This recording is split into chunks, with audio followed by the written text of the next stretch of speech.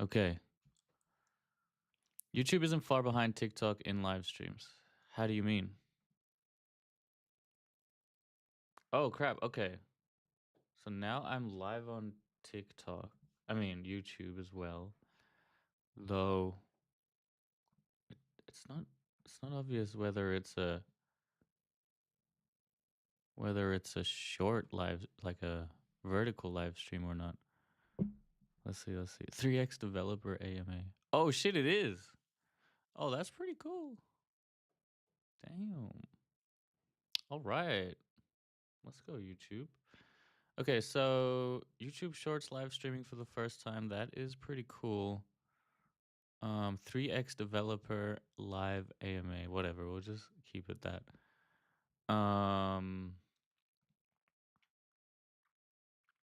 You know what would be sick? Does YouTube have an API to change the title of the current live stream? That would be pretty cool. Yes. Oh, wow. I wonder, is there a YouTube live MCP server?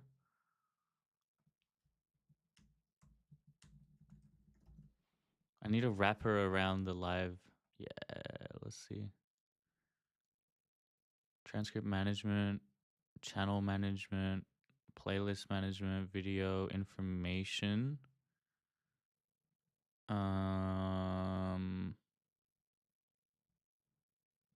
Wow. YouTube MCP and CLI. There's a lot of YouTube MCPs.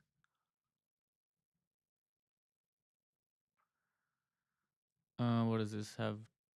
Video transcript. The current resolution is 4. Oh shit, I'm streaming in 2K. Can I change that?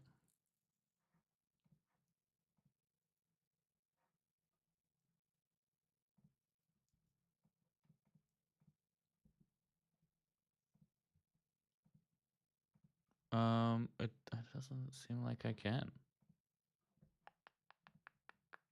It shouldn't be 2K. That's weird. Oops. I mean, it seems like it's working, so we'll just let it rip for a bit. What I'm looking for now is an MCP server where I can change the title of my video with my voice while I'm live. That would be really awesome. Doesn't look like any of these have it.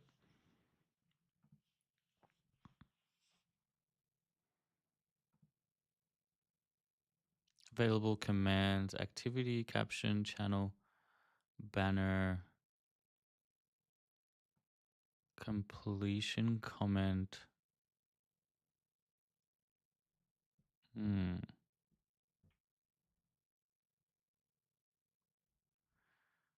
Okay. Might have to put a pin in that one. All right.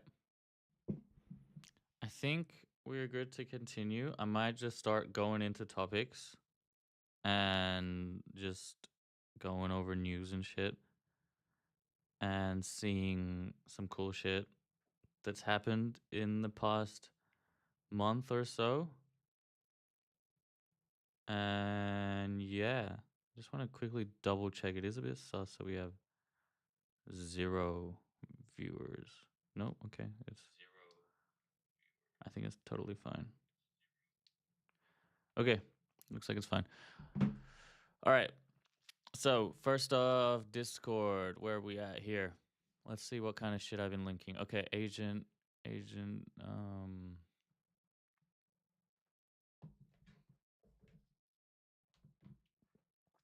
skills. I've tried to do agent skills. I tried to make a skill with Claude. I've been using Claude a lot, like Claude projects, like the web app.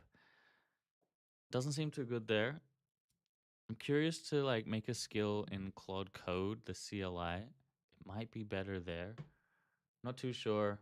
That is probably not something I'll do this stream, but but something I am curious about for sure. I just lost this vertical. Actually, we can put that there. Okay. Um,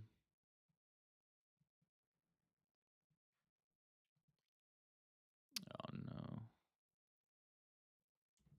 Sorry guys, one sec. Lost my playback.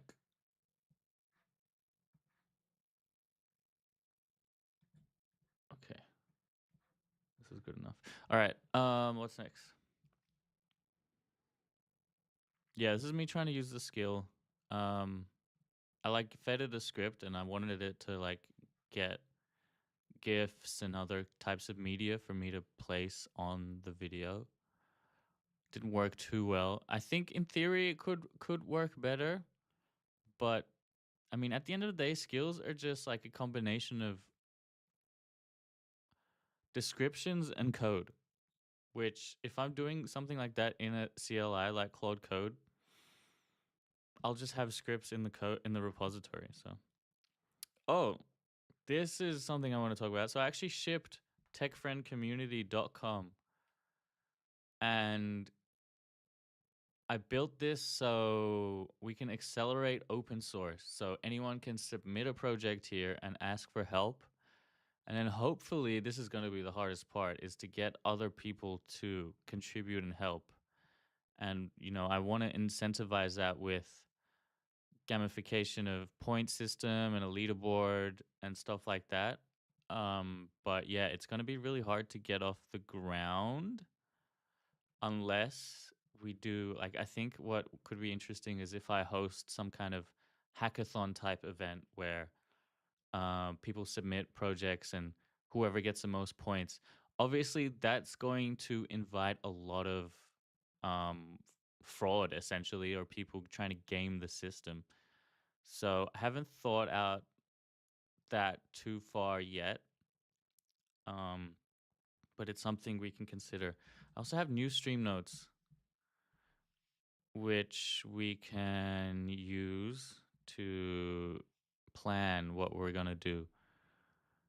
Um, so yeah, this is a big inspiration. Um, doing these polls. Do the polls work on vertical?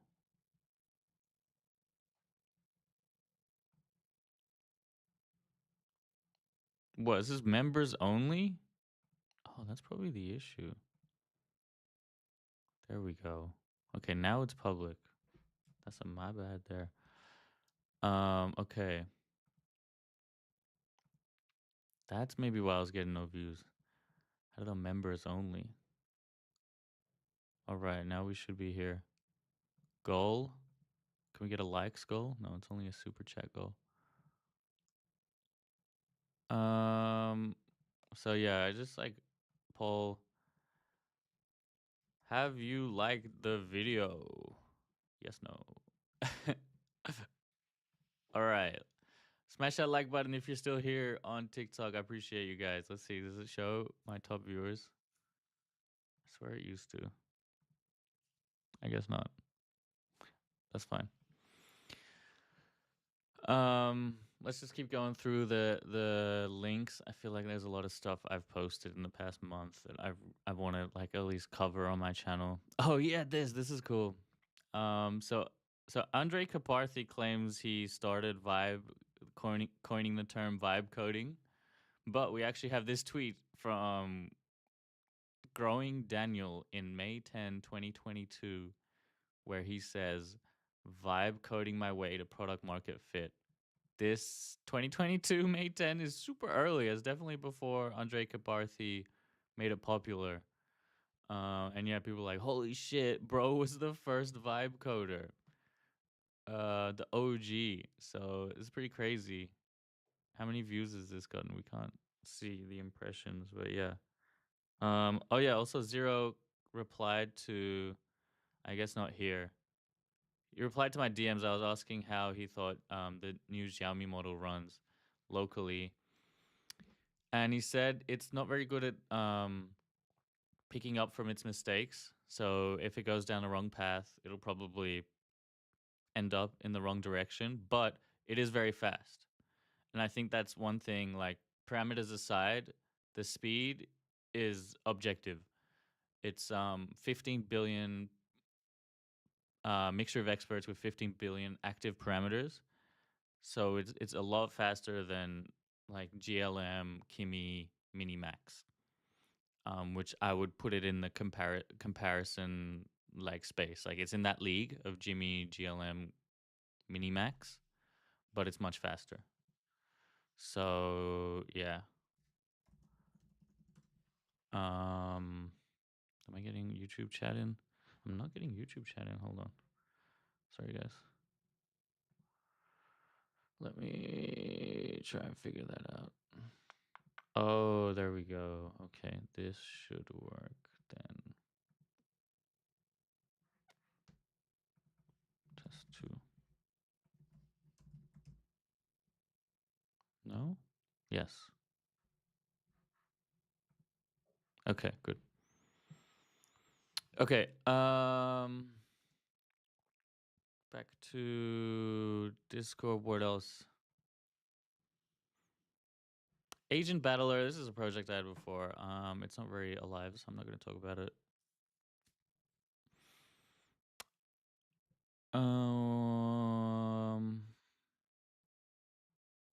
I ran the same prompt on GPT 5.2 and Claude Opus. And 5.2 took like way longer to do what I said. And not necessarily a bad thing if you're trying to be very meticulous, but if speed is an issue, yeah, I just use Opus as my daily driver. I think there is room for 5.2 codecs. Like Peasantry in the chat really likes 5.2 codecs.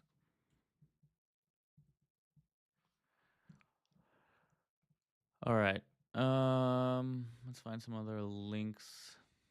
Oh, one thing I want to do is test Mimo flash out on Wordle Bench.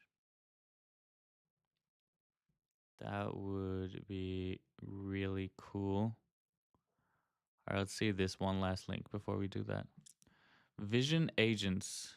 Oh yeah, so supposedly this open source platform lets you build real-time vision agents. So supposedly these agents can actually watch videos, not just like take pictures and analyze frames of the video, but I don't know, watch the video somehow. Let's read into it, I guess, or watch these videos. Hey, can you analyze my scheme for me?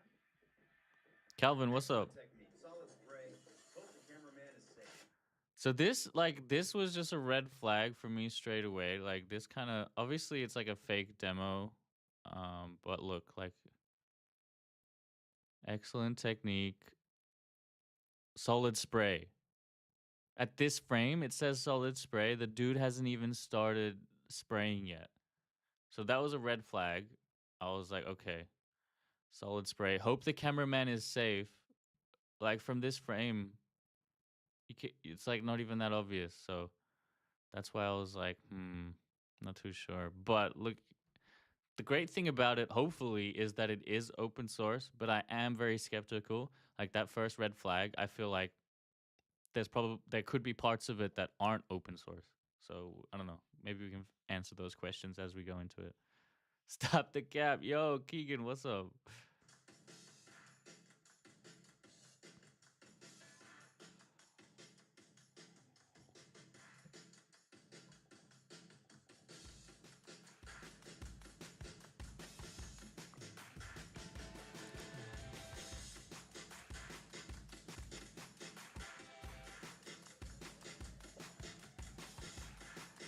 You can tell they've cut this video up weirdly because the music cuts out and comes back in.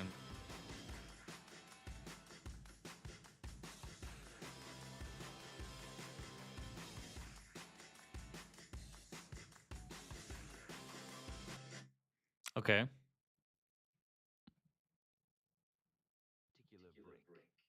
bottom of a giant clear plastic bin buried beneath a chaotic. Rusty wasn't actually rusty. He was made of high quality ABS plastic, just like everyone else. Mountain of wheels, wings, and tiny plastic windows lived a single red 2x4 brick. His name was Rusty. Combine YOLO, RoboFlow, and other Gemini OpenAI. Okay, so it's combining these technologies. So these are like existing computer vision stuff, and then Gemini is like the newer LLM vision stuff, VLM stuff. Um, all right, let's see if this is a legit video. I'm ready when you are. Okay, how was that one?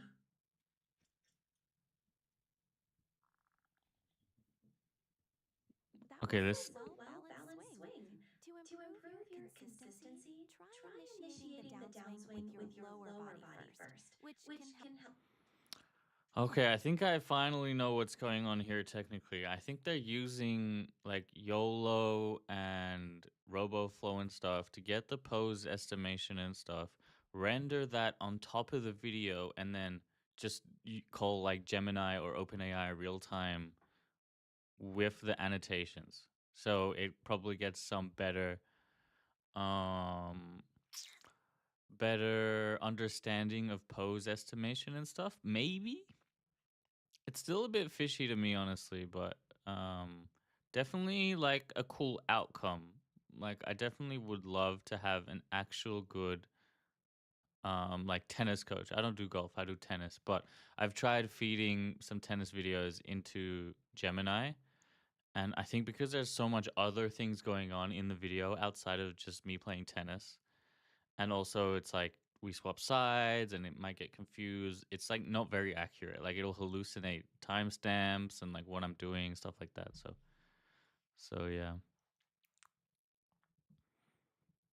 I downloaded the exe file and installed. I thought the speech to text would work without the API key. Oh, you're talking about Speak MCP, Calvin? Yeah, unfortunately it's it's it doesn't ship with any models. You can probably run all the models locally if you host if whatever harness you're using to host the models has like an OpenAI compatible base URL. So you could probably hook it up to open source speech to text and text to speech um like that. But yeah, I just use GROQ API key for free speech to text and text to speech within a limit. Though the text to speech is a lot more expensive than a speech to text. Looks like MediaPipe by Google. MediaPipe has all the detection needed for figuring out hands, face, and gesture detection and tracking. My guy, what's the best live face swapper out there on GitHub? Was it called Live Deep Fake Cam? I think it's called Deep Live Cam. Is this it? I think it's this one. Nope, not that one. Yeah, this is the one by Hack Cider. This is the most popular one. I haven't tried it, but pretty sure it's the most popular one. And they're still updating it.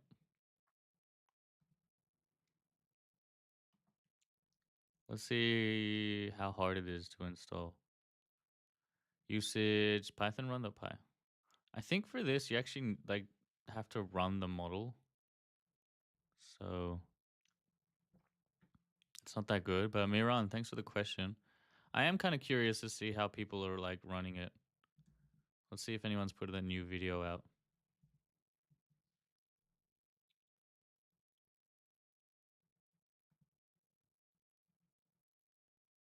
Install Deep Live Cam by Hackcider.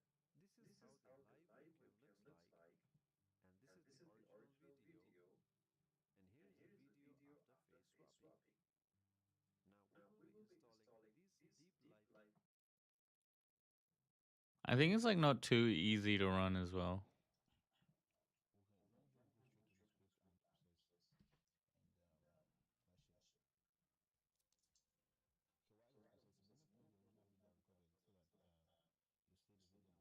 So these guys are doing like pre-recorded videos too. Anyway, no, yeah, no worries, Miran. Let me continue with my links gathering.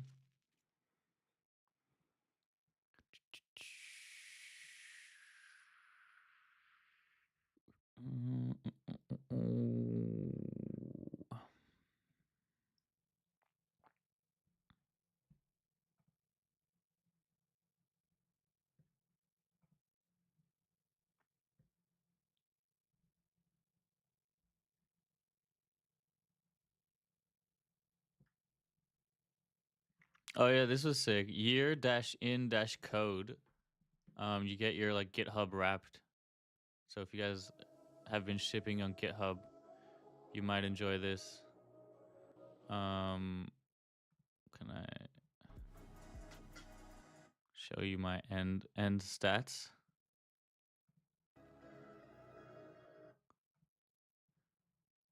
I did 2,000 commits this year, 600 pull requests, 390 issues. The most commits was in March, and this is because of Ader committing every prompt. And then after that, you know, since I was using agents, I'd only commit and push like after something was finished, which could be many prompts or, you know, agentic loops.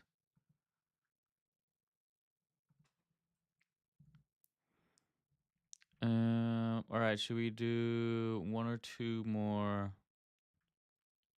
Google released this thing called A2UI, Agent to UI, Agent to User Interface, an open source project complete with format optimized for representing updatable agent generated UIs and initial set of renders that allows agents to operate or populate rich user interfaces.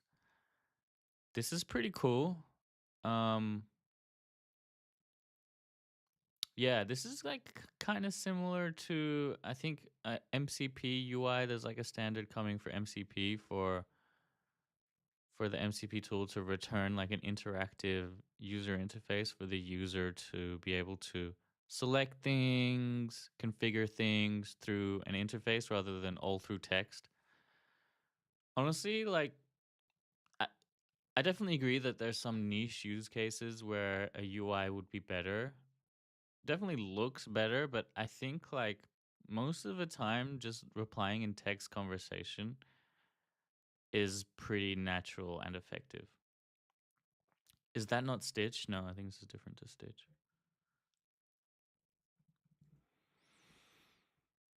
Um, Gemini Free Flash came out. Claude suggesting next prompt. That's pretty cool. Okay, let's try. I want to try Speak MCP with the new Mimo Flash model to play Wordle. Is it possible? Can it do it? Let's find out. Um,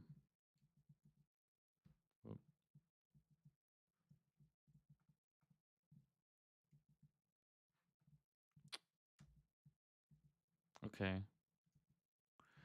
Um, all right. So let's see. Do I have the model selected? Nope. Actually, I have the Xiaomi. Yeah. Okay. Mimo 2 Flash, V2 Flash selected as the model here, and we have a Wordle bench profile here, which has no additional guidelines and the MCP tools. Okay, just Playwright. I'm gonna stop Notion. Let's see. Can Mimo 2 V2 play Wordle online? Play Wordle online. We're about to find out. Oh, this is fast. Oh, shit. So far, so good. It's navigated to the right page. Oh, shit. Okay. It's progressed really well. Damn, Mimo V2. Can it do Wordle Bench? Oh, okay. So it. Oh, I didn't pass the verification step. I'm going to retry that. So there's a new setting I've added into Speak MCP to be able to turn off the verification step. So traditionally, how this worked was the agent would try to do something and they would say it was complete, and a lot of the time it wasn't complete, especially with these smaller models. So I'd add a verification step where another LLM call would be made to make sure that the user's prompt was fulfilled. I've turned that off so we can just get quick iterations, but I'm going to turn it back on now.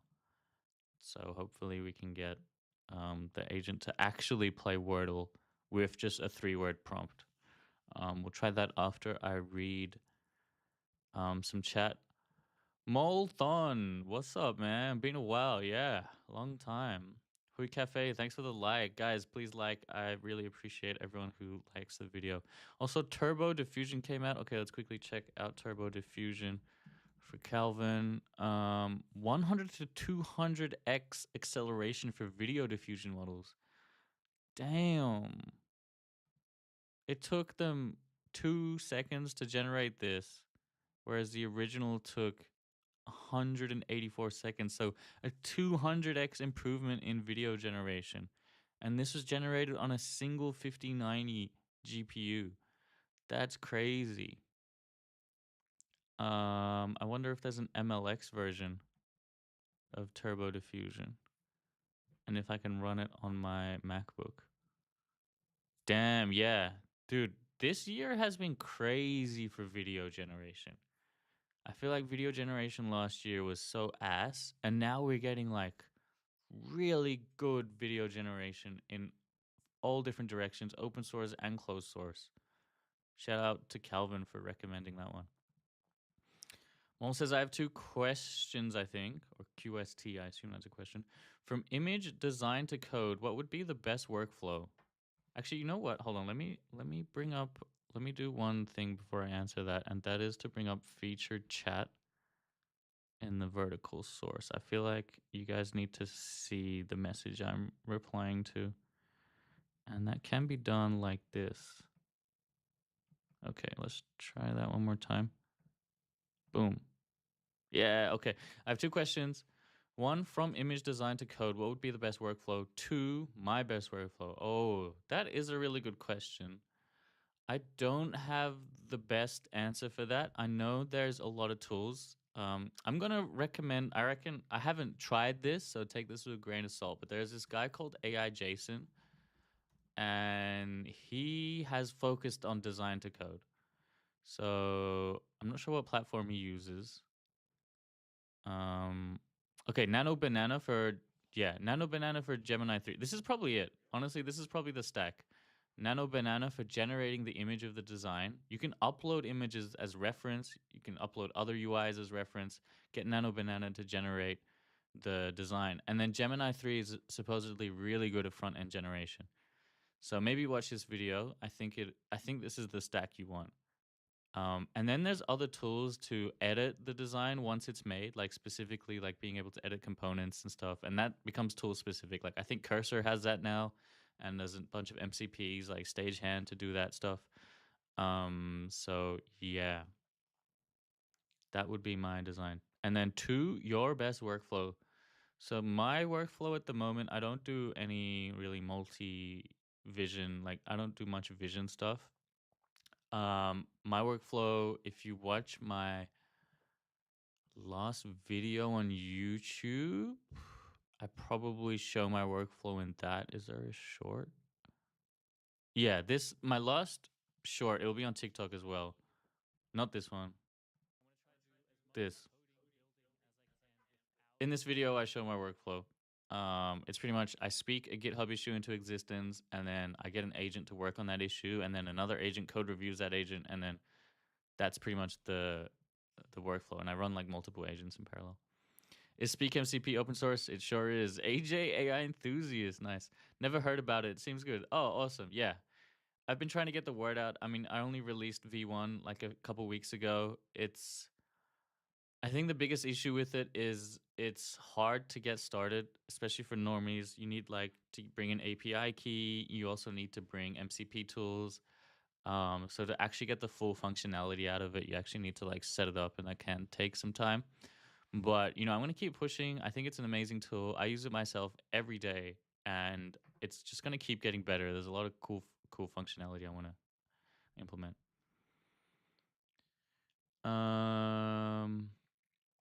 Bro, I want to become a full stack developer. Any tips that can help me?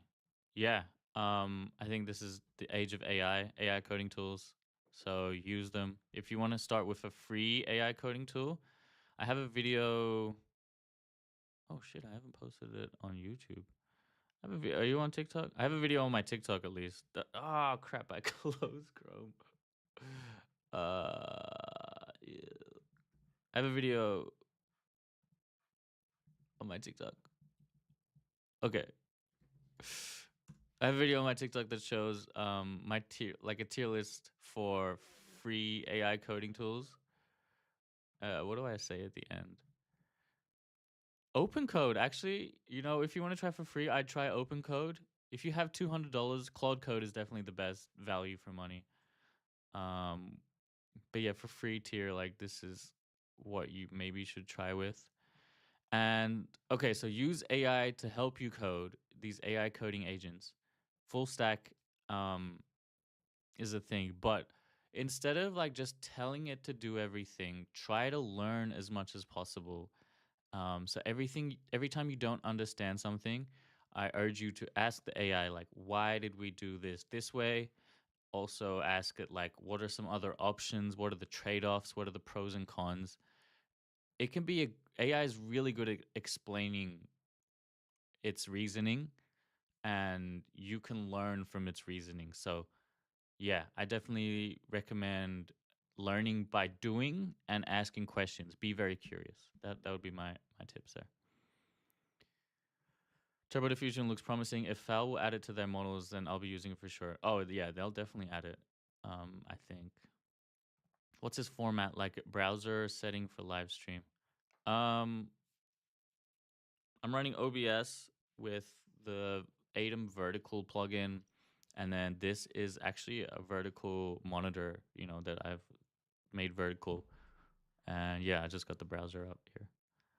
Yo, Jesse, what's up? Do you have a Discord where people can talk about this for days? Yes, I do. Thanks for shouting it out. If you want to get my Discord link, you can actually go to techfriend.net and click the Discord button.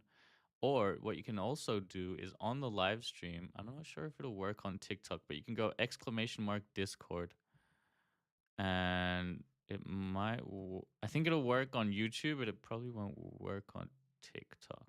Yeah, it doesn't look like it works on TikTok. So just go to techfriend.net and you can get the Discord link. I connected SpeakMCP to Notion. It's awesome and fast. Yeah, man. The one issue I have with Notion, though, the MCP, the token seems to expire in an hour. Let me know if you face that same problem, Calvin. So my issue was like I was using Notion MCP with Speak MCP. One day it was working great, and then I tried to use it the next day, and my OAuth expired. I had to like authenticate again. It's just super annoying. Like I don't know if there's a way to just keep the token fresh for longer than 1 hour, but from my like very limited research, it seemed like every hour that token expires if you don't refresh it.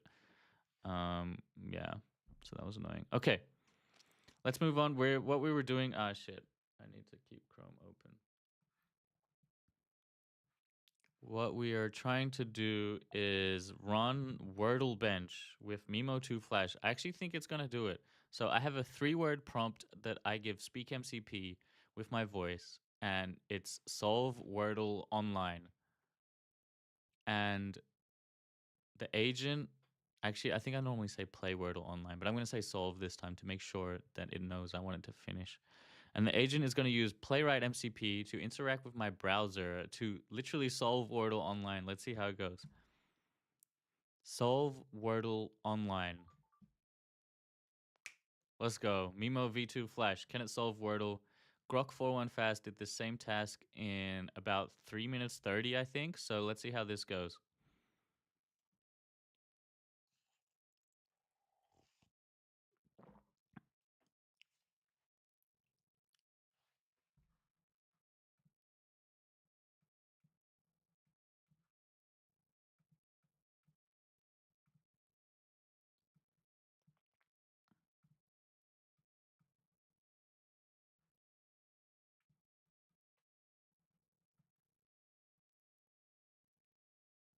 Oh, it's doing it. Okay, this is great.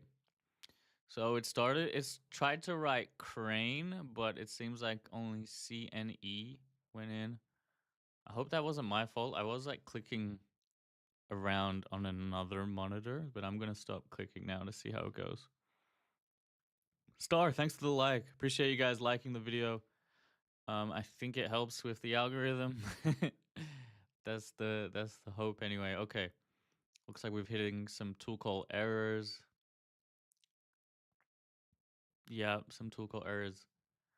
I might try and make this bigger so it might be easier to read on TikTok at least. We can see what it's up to. Okay, some more tool call errors. Unfortunately, syntax errors. So yeah, this could be a limitation in Mimo V2 Flash. It seems to make mistakes kind of often in just syntax mistakes, which is not good. Damn. So it's saying the Wordle game requires authentication to play. The enter button remains disabled even when entering letters. Damn. You know, to be honest, I haven't gotten any model to solve Wordle except for Grok 41 Fast. I think even Opus wasn't able to solve it with this harness. Let me like double check. We're gonna try Opus. Let's see if Opus can solve Wordle. If Opus can't solve it, it's definitely a harness issue. It's definitely a Speak MCP issue if Opus cannot solve it. Because Opus is a very capable LLM. Okay, Opus 4. Oh, it's Opus 4.5 is what I need. Opus 4.5. Solve Wordle online. All right, let's try that. How am I accessing Mimo? So I was using the Xiaomi provider itself. I think you can go to their API thing and get an API key. But you can also access it through OpenRouter for free. But yeah, I was just going directly to Xiaomi. Ooh, for an extra challenge, turn on hard mode. I'm gonna hide myself so we can see the screen better for now.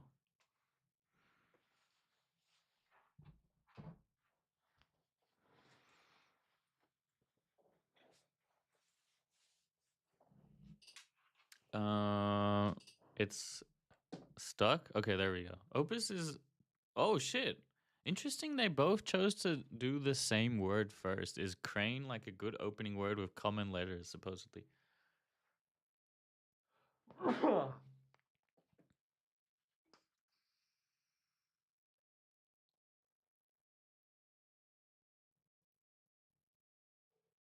Okay, none of those letters were in.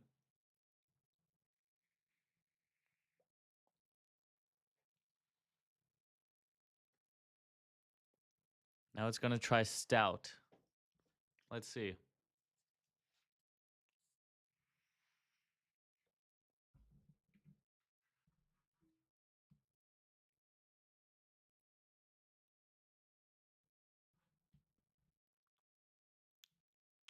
Interesting. It only STOU went. I don't know why sometimes some letters don't get submitted, but it's like it's an interesting exercise in seeing like how well the agent is able to recover, or how well the model is able to recover. Let's see what happens.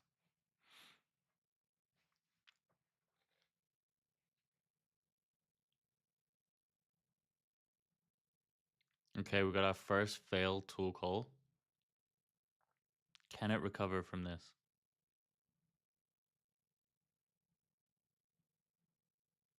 Okay, figured it out that stout only has 4 letters showing, and I need to add the 5th letter. That's great. Great reasoning there by Opus. Can it put that last letter in? Doesn't look like it had much success. We're gonna let it cook.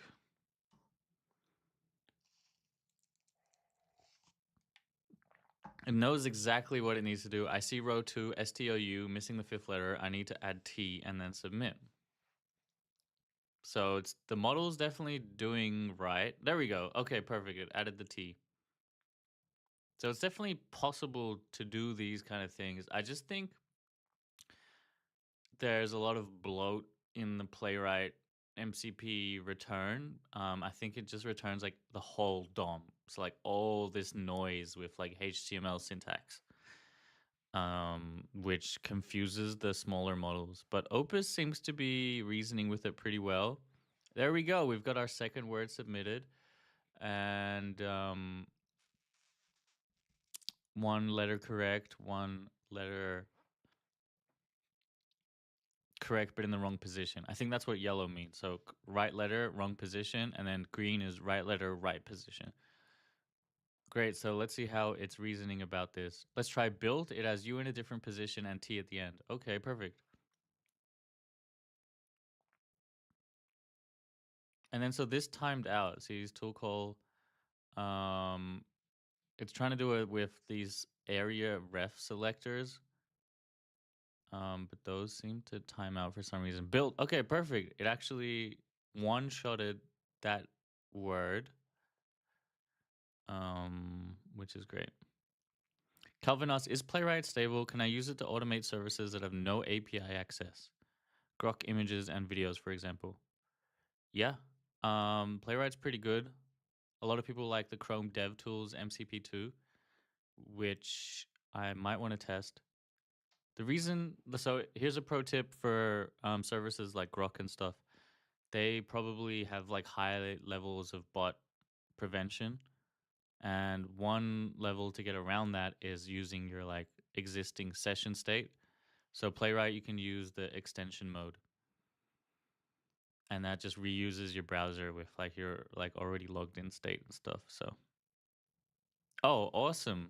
Built was submitted. 4 out of the 5 letters were correct in the correct position. And now it's going to try guilt as a pretty high chance that's the correct word. So excellent. Opus was able to solve Wordle Bench.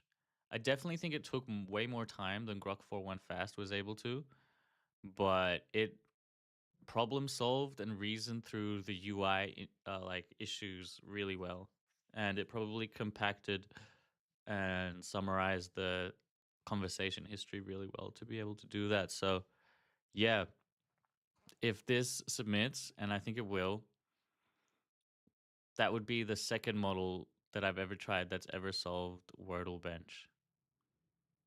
No, okay, it wasn't guilt either. Um, the timing comparison is a bit unfair. Because the word is different every time. So it's not a fair comparison to say like Grok 4.1 Fast did this in 3 minutes because it could have had an easier word. But yeah. You would like to see how to set up Playwright with Speak MCP? Oh, it's so easy. Oh, the extension actually requires some more steps. Setting up Playwright normally without the extension mode is super easy. You just go into, I'll show you after this. I kind of want to record. Okay, Kilt. Kilt was the last word. This is pretty good. I think that's a legitimate word. That could be it. There's, I guess, I didn't realize there's so many UILT ending words. So let's see. Kilt, come on. Submit it. It's having trouble submitting. It's interesting. Like, I'm not sure. It's saying get roll by button name enter click. Is that how it submitted before? If it was able to successfully submit before, how come it's like failing to submit the second time? Kilt, let's go! Opus solved Wordle Bench in probably 6-7 minutes. That's double the time it took Grok 4.1 Fast, but it was very solid. Yeah. Okay. So let me show you how to set up the basic version of Playwright MCP with Speak MCP. First thing you want to do is go to your MCP tools, click Add Server, Examples. I think Playwright should be here. Playwright Use. Just click this Use, and it will add the server Playwright. That's how easy it is. You don't even need to like leave Speak MCP. But if you want the extension mode, you can see here I have -- extension. you actually have to manually set it up, or you could actually edit the existing Playwright MCP and add dash dash extension. But just adding that won't work alone. You actually need the Chrome extension. See, I got Playwright MCP bridge. And to get that, you go to GitHub Playwright MCP by Microsoft, and then go to just Control F or Command F extension and download the extension from releases. Okay, you download it from releases and install it with Chrome. You gotta know how to. I mean, you can just read the extension README. And one cool fact: I'm actually a contributor to the extension README. I think. Um, how do we see the history of this file? History. Here we go. Am I gonna be on here? Damn, I'm not on here. Oh yes, I am here. Yeah, add authentication tokens instructions to README. Is that still in the code? I think I didn't see it. Bypassing connection approval. Let's see if that's still in there. I think they got rid of it. Oh no, it's still here. Okay, cool. I think I added this whole section. Yeah, so read this part as well, because by default, it doesn't it needs your approval every time it tries to do something on the web. So the way to get around that is actually you can go in. I didn't realize this, but you can actually go into the extension and copy this config. So that's actually a really good way to do it, and then you don't have to approve it every time. Yo, Revan, what's up? Need vertical stream. This is the vertical stream. You mean portrait? I mean horizontal stream, desktop stream.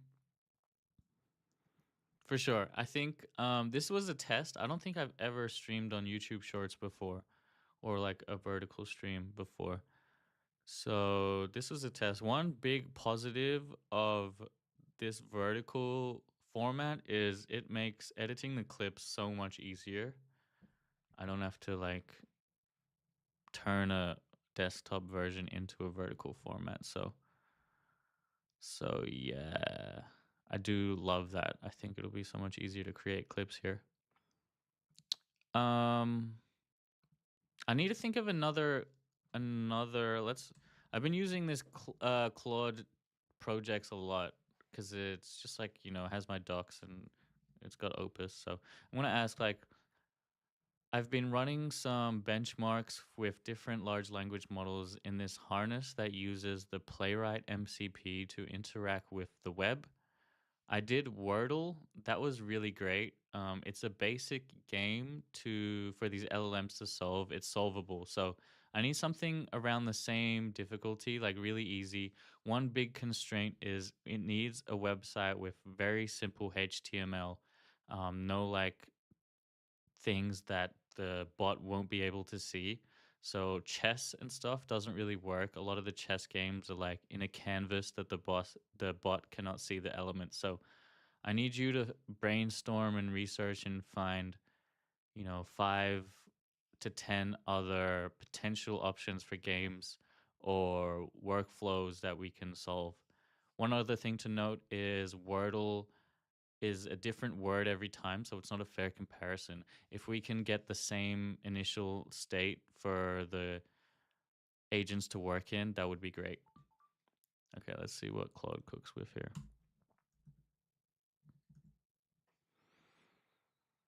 How can I approach that in N8N?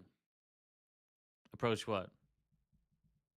Oh, you want to automate. Hold on. What was your other automate services that I have no API access to?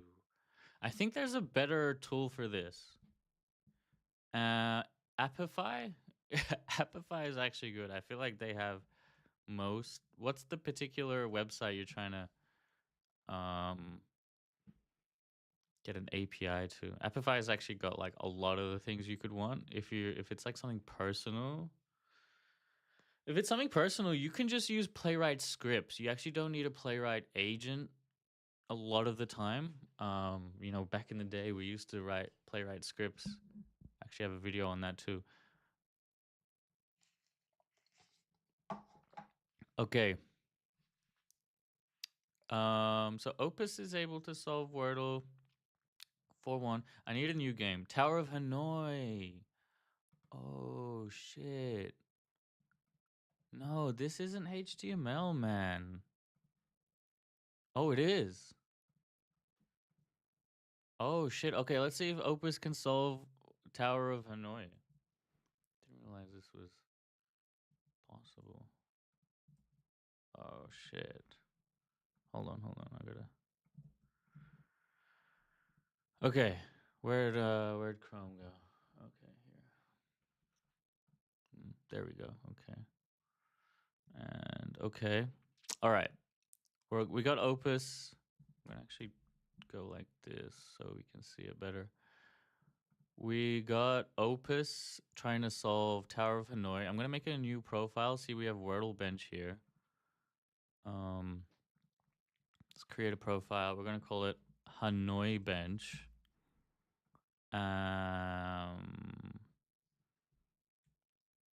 URL. Okay. My additional guidelines, I just have the URL, so I don't have to say it every time. And let's see what MCP tools. They should all be off. Great. I'm just going to turn Playwright on, Playwright only. All 22 tools, probably overkill, but whatever. That's fine for now. And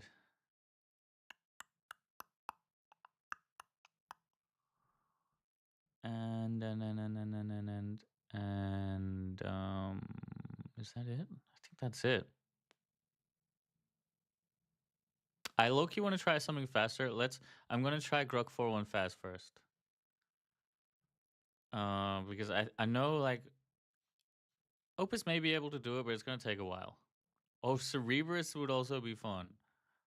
Let's try Cerebrus. So Cerebrus would be like one of the fastest models I have. GPT OS S120. Let's try GLM. This could fail. The one issue with Cerebrus is I'm gonna hit my rate limits so fast. So maybe I'll do. I think 120 is cheaper. Play Hanoi. All right, let's see. Boom. This should be fast. Okay, so this stalling here, I think is the tool call. Maybe. Or did I hit my rate limits already? In one tool call. It seems like it just stopped streaming output. I don't know what happened. Okay, there we go. Rate limit exceeded. Yep. Oh, there. Okay.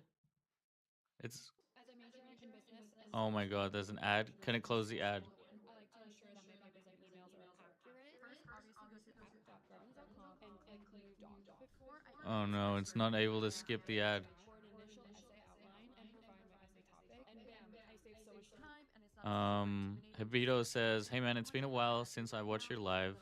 How does Speak MCP compare to Super Whisper in terms of accuracy, especially with those of us with an accent?" So Habitilo, you can. The accuracy depends on the underlying model, and with Speak MCP, it's model agnostic, so you can provide any model you want. So I'm not sure exactly which model Super Whisper is using, but judging by the name, you can assume it's Whisper. So yeah, I mean, if you just point it to the best Whisper model you can find online, it'll be as fast and as smart as that. I've heard DeepGram's pretty good. I personally run Grok GROQ's speech to text, and it's really fast, but not super accurate for those with an accent. So yeah, looks like Grok's actually playing Hanoi. Now, I don't actually know the rules of Hanoi. Does anyone in chat know? I think it's like, okay, we have these things on the left. Discs. There's these discs on poles. And they're meant to be arranged in some way. My LLM stopped responding. Yes, Cerebrus taking an L here.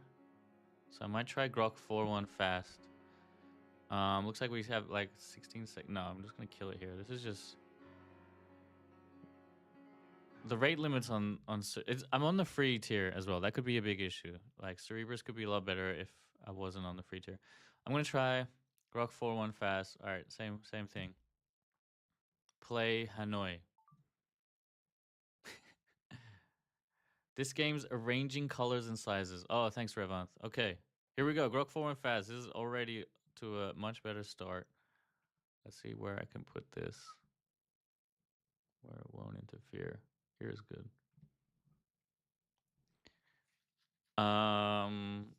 Okay. I've also limited it to 55 tool calls. I don't know if we need more for Tower of Hanoi. Try the Xiaomi model. I did at the start of the stream, and we can try it again on Hanoi. It wasn't able to do Wordle. Okay, here we go. Wow, Grok didn't get an ad. I swear Grok just gets lucky.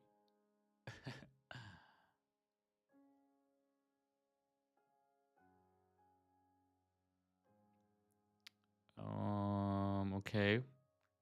Do they need to click and drag? If they need to click and drag, this might not be the best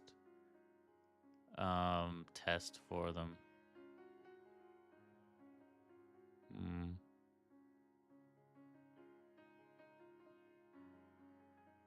Yo, Razik, go beyond 3x dev. We need to overclock the cerebral abilities of humankind. Yeah, or we can augment them with AI. Okay, so I think we need to click and drag here. So this game, I don't think Playwright MCP can click and drag. So we're gonna find a new game.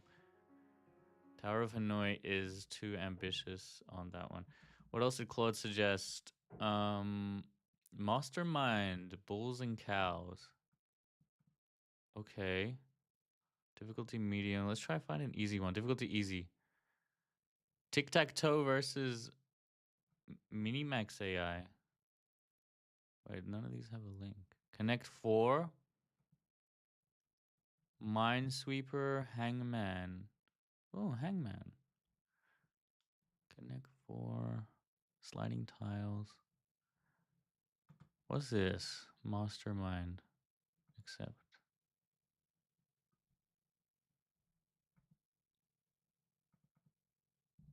That seems broken. Bulls and cows.de.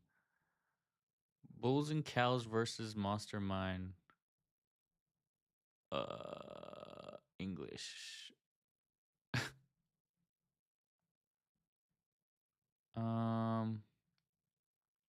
Browser game. Start the browser game. What the fuck is this? E. This is like some text-based game. Okay, no, this is too much. Sliding tiles, tic-tac-toe. Hangman? HTML Hangman.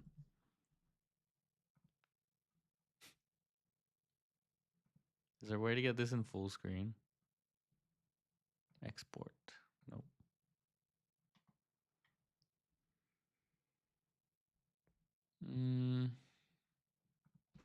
Online.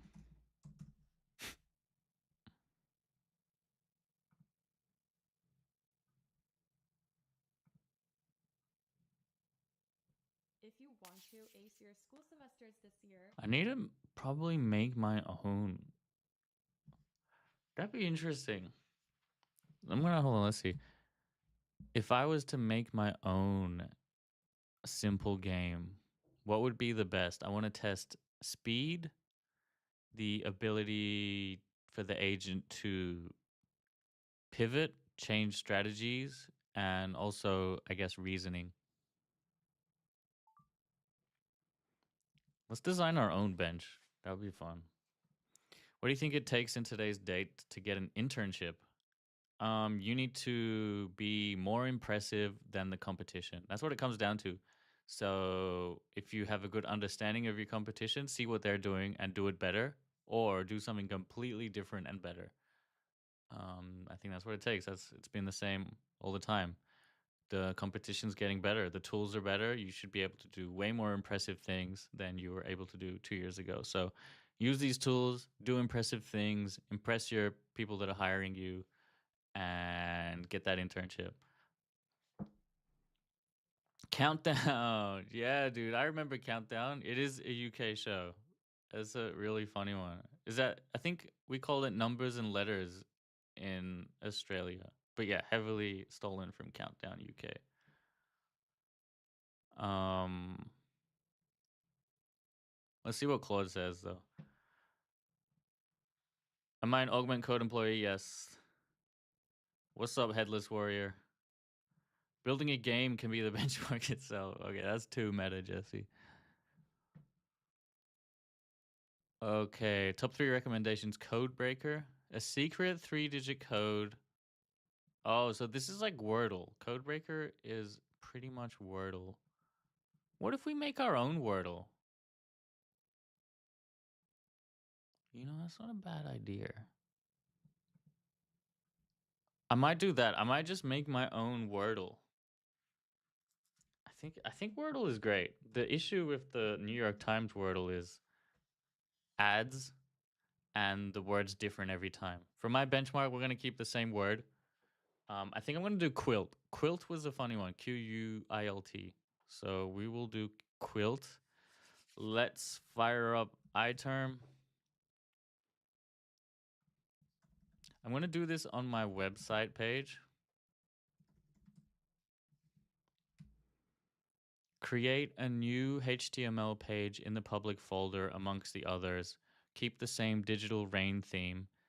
The page should be a Wordle game and hard coded for the word to be guilt, Guilt. So the user can either click on buttons on the. Actually, yeah, the only way to play the game is to click on a virtual keyboard that you can see.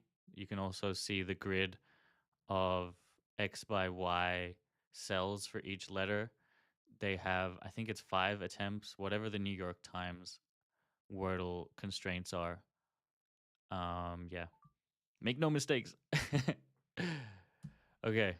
I think we can one shot this with Claude Opus. So, Headless Warrior asks, "Where are you from?"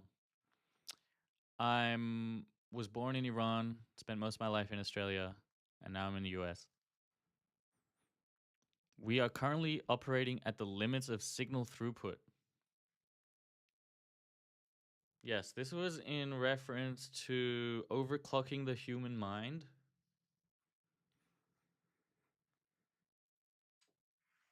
Um, I think, yeah, I don't know, just yeah. To boost memory, supplement the path of acetylcholine with lots of eggs and nuts. Oh, great! That's kind of is my diet.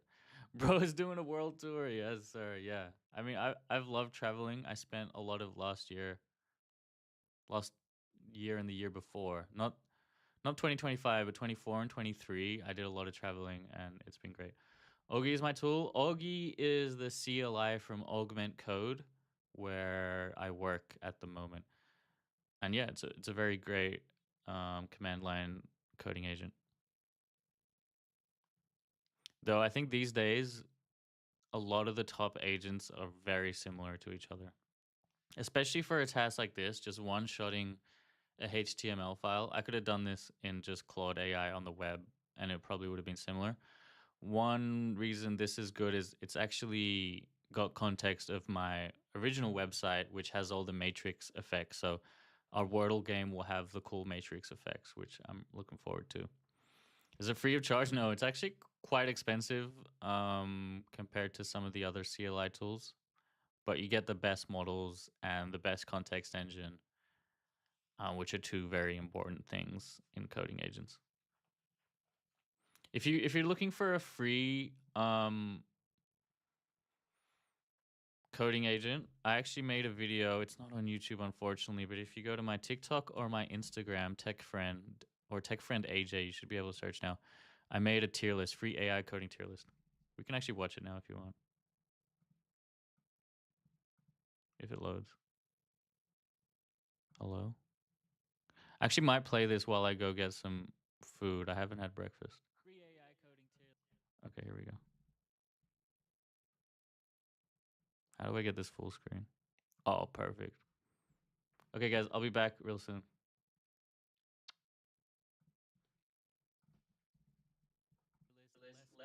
First tier, I got Quen Code CLI. 2,000 requests a day. Very generous. But the model itself, it's ranked 16th on Web Dev Arena. Not so great. For a free agentic CLI, I think this could be very useful for basic stuff. Next up, GitHub Copilot free. 2,000 completions and 50 chat messages a month. Another issue here is the models on the free tier are only like Haiku and GPT 4.1. All right, B tier, Kiro. This is the Amazon AWS IDE. Sonnet 4.5 under the hood, which is a top tier model, but again, you only get 50 credits a month. Also in B tier, we have Warp with 75 credits a month. The application Warp is beautiful, such a great terminal replacement, such great features, but yeah, the free tier is pretty limited. All right, A tier, now we're talking. Cursor free tier. This is like the OG AI coding IDE. Very mature product, huge community, great refined user interface. You can also actually access premium models on the free tier. The downside is I'm not really sure how their rate limits work. So next up, Windsurf free tier. 25 credits a month for premium. Extremely low. But you do get unlimited completions for those who like to still type.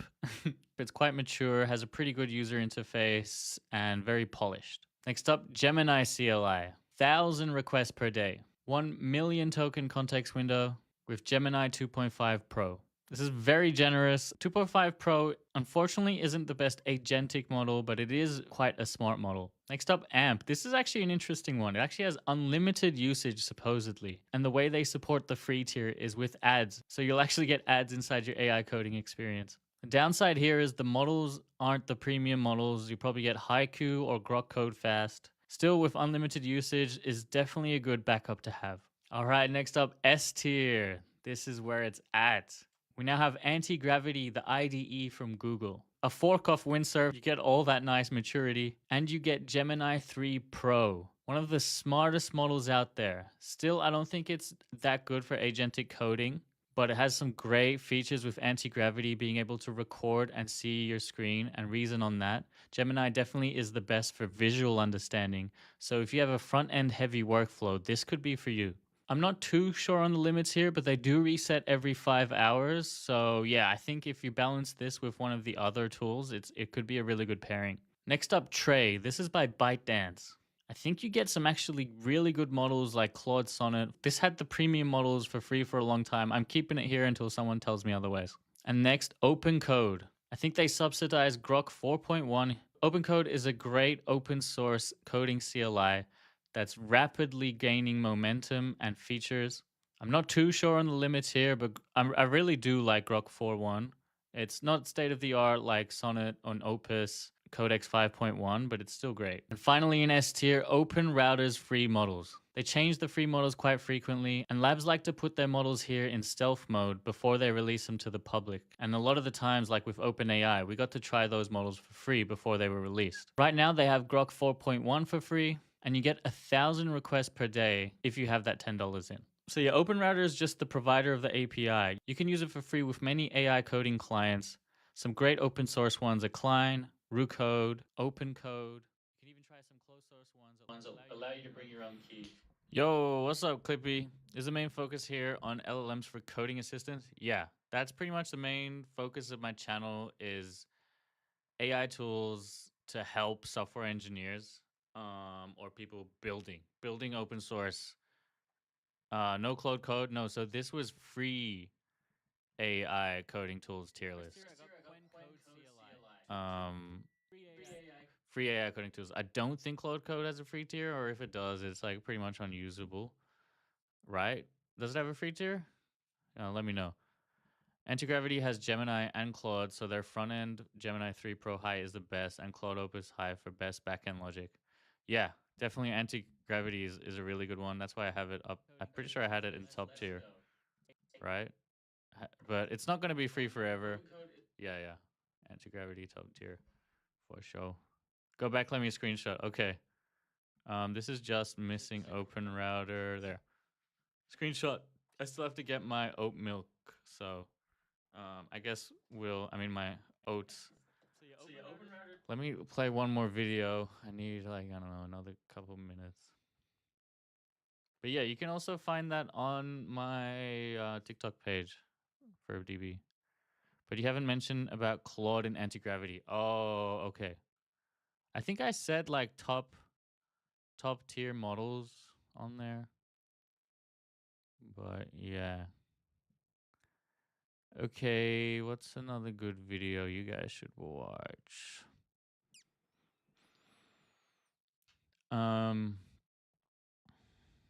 I suppose you know about OpenRouter, right? Does OpenRouter have a CLI? No, you should use open code. But you can use OpenRouter models in open code or Klein or pretty much any droid, any AI coding tool that lets you bring your own key and stuff. You can use OpenRouter models in. Have you seen the Mimo Flash video? Let me play you the Mimo Flash video because the next thing I'm going to do when I get back is try Mimo Flash on the new Wordle bench that we created. Xiaomi is the third biggest smartphone manufacturer in the world. They're pretty much. Wait, why can't I go full screen here? Xiaomi is the third biggest smartphone manufacturer in the world. They're pretty much like the Apple of China, but they make more than phones, even cars. I don't hear anyone talking about this, but they just dropped the #1 open source coding model. It's cheap and fast, and it's actually completely free right now on OpenRouter and their own provider. It's called Mimo V2 Flash. I've seen it around 150 tokens per second today. And we can see the AI talent wars aren't just happening in the US. Xiaomi actually poached one of DeepSeek's engineers last year. She helped build DeepSeek V2, and now she's leading the Mimo team at Xiaomi. I did some research, and Xiaomi actually has over 1,200 AI researchers now, and spending about $3 billion a year in AI and R&D. They're serious about AI. I might be streaming later trying this model. I think it's replaced my previous workhorse that was fast and cheap, that was Grok 4.1 fast. One benefit of the Grok model, it has a 2 million token context window, so I'll be testing them both out, see how they compare. Obviously, a lot of people distrust in the benchmarks. Once you actually try to start using the model is when you find out yourself. So if you see me live, come say hi. Xiaomi is the third biggest smart. Yo, okay. What do we think? The car looks good compared to a Tesla. Yeah. Even the phones, I think, are pretty cool. I think they innovate a lot.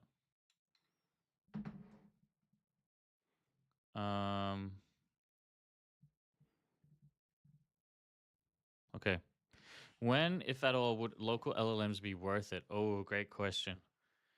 So one is if you already have the hardware necessary to run a local LLM.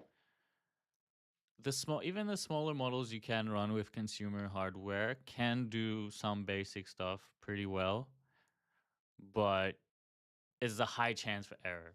So it's like, I'd say 80% chance the code they generate the first time has some kind of bug or something in it. If it's like an 8B model and you got like anything more than a few scripts, like a code base, an actual repository. But when will it be worth it? Honestly, I think this year. It's what I'm seeing is the model sizes are actually getting smaller for intelligence. Like this Xiaomi model, 309 billion parameters with 15B active. So that's like it increases the speed as well. The Quen models were pretty good and even smaller, actually. So maybe that part is, yeah. I mean, but that was this year. Like the Quen, they have like a mixture of experts, 230 billion parameter model. I'm waiting for mid next year. I was hoping to get like is it the M6 Max or something? That like new chip.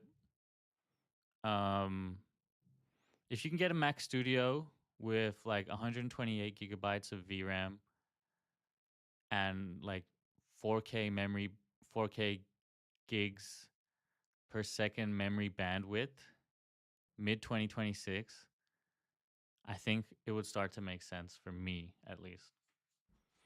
Am I still playing around with LLMs? Yes, that's all we do, and that's what we're about to do right after I get through chat's questions.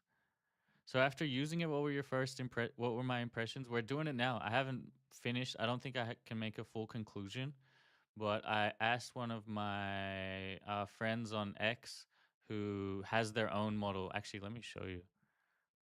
Should I leak my DMs with him? I think I'm gonna do it. I think it's think. Wait, should I? No, actually, I won't. I think it's like illegal or something. This guy, Zero. So Zero has their own rig. Check out Zero's rig. I think is this it?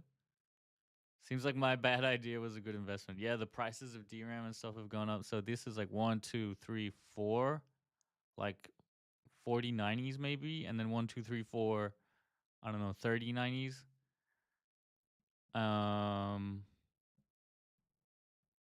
Yeah, and he ran the new Mimo. Oh, this is rig too, and he's running GLM.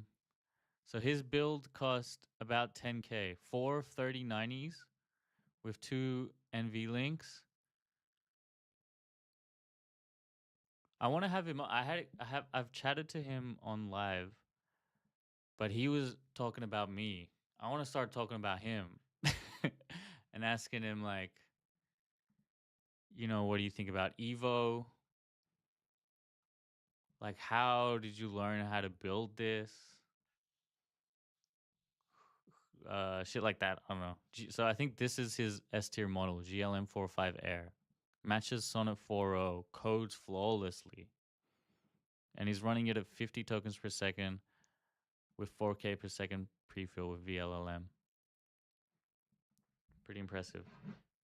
So yeah, his opinions on Mimo V2 was it's very fast, but it's not able to recover from mistakes. And I think we've seen the same. So that's probably the assessment is Mimo V2 seems very fast, but also struggles to make up for its mistakes. And like re-steer after going in the wrong direction kind of thing. Drop 2 grand and you probably won't need an API call. I mean, how much? 3 grand according to this guy. I think that's like not the case anymore. Like things are more expensive. I want to create an app. Is there an option for free API to use for personal use only? For creating code? Yeah, that video we just watched on the free AI coding tools. You can use that. Jealous of Zero's build? Yeah, man, that thing is sick. Tell him to host a GTA 6 server. Will open source models running locally kill AI companies since they're using a lot of resources? I definitely don't think they'll kill AI companies, but hopefully they'll take a share of inference. I also think that I don't know. I think the lead is closing between open source and closed source. And the tighter that gap is, the less people will use the leader, which is closed source. But it's not going to kill it completely. I think they can survive of it's just like, the power users that want the absolute best models, they will pay top dollar. And that's probably like 80% of the income. Like the people like us, the individual users, the bottom 20% don't really I mean, we still want the best, but like, we only make up 20%. Anyway, not for code. I want to create a personal agent and I need AI API for process. Yeah. Definitely OpenRouter has free models. Are you talking about free LLM inference? You can use OpenRouter with any agent. All right, let me try get my Wordle game. Where did we put that? Here. All right. Do you think we have my own Wordle? Oh crap! Check it out. Wow. Let's see if it works. So the word is kilt, but let's try word T. There's no enter. Oh no, here we go. Enter. Oh, dude, perfect. Kilt. I'm gonna one shot. One shot. What? Oh, it's guilt. Oops. Okay, one shot Wordle. All right, this is sick. It's a tech friend theme Wordle. Let's push to main. Okay, so I think I have CI/CD. So once I push to main, we'll be able to go to techfriend.net/Wordle and play Wordle. So I'm gonna set up the. Oops.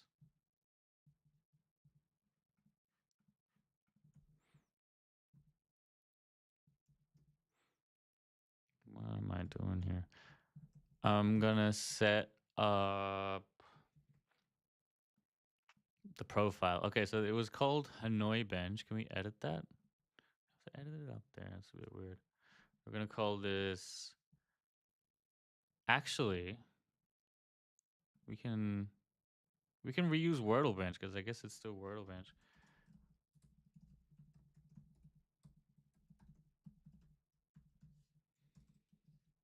URL to play is techfriend.net/Wordle. Hopefully, just that on my additional guidelines will be enough. Yeah, it's already live. Techfriend.net/Wordle. Let's go. Okay, let's try Mimo. We're going Mimo straight from Xiaomi. Mimo V2 Flash. Play Wordle online. Let's see. Oh, hell yeah, dude. One shot the right URL.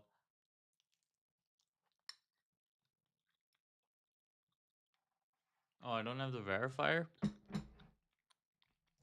Hmm. Actually, let me change my prompt to solve Wordle online as well. Oh, I do have verified. Okay. Solve Wordle online.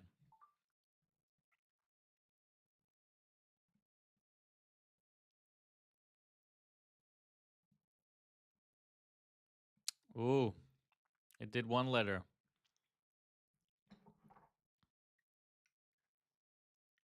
Damn, it's not able to do it. It's not able to do one word.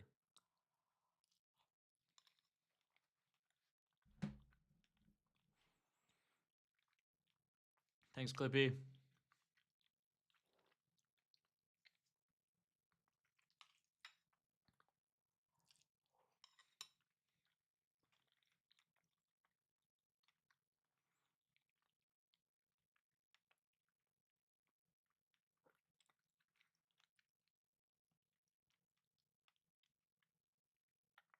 No good. It's not able to do one word. Although it is iterating pretty fast. If it was able to come back from its mistakes, this would be a really good model.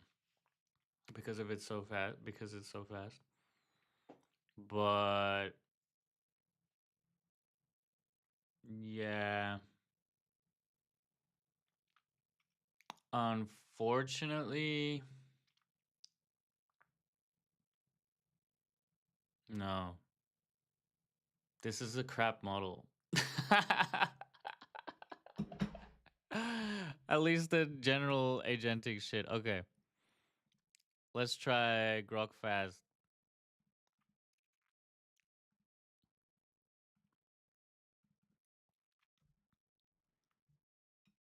Solve Wordle online.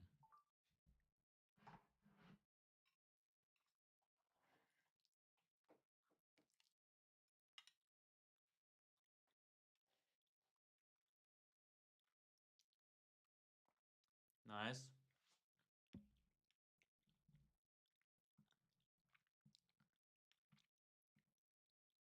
How many yeses are there? 6? Is that normally how many there are?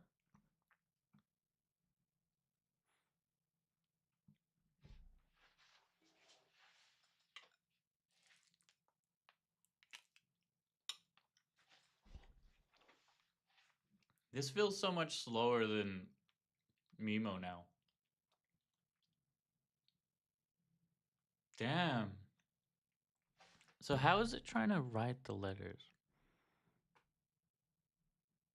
E. Okay. It's like parallel tool calling. That could be the issue.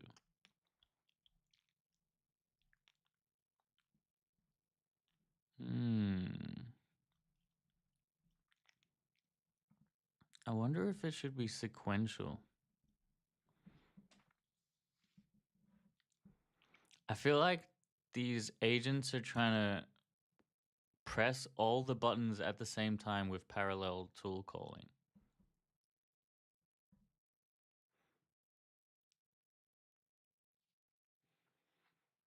I wonder if we should let the agent decide whether it wants to run tools in parallel or in sequential. Yo, technically Web3, upload this to Polygon? The Wordle bench? It is really small. It's just one HTML file, so we could do that. I don't know if there's much use in doing that. Headless Warrior, thank you for your knowledge. I subscribed and I'll come here daily for my question. Oh, thanks, man. Good to see you. Thanks for dropping by. Hope to see you next time. I wonder how Grok was able to solve Wordle in New York Times if it's an issue with the harness. Good afternoon, Tech Web Free. What's happening?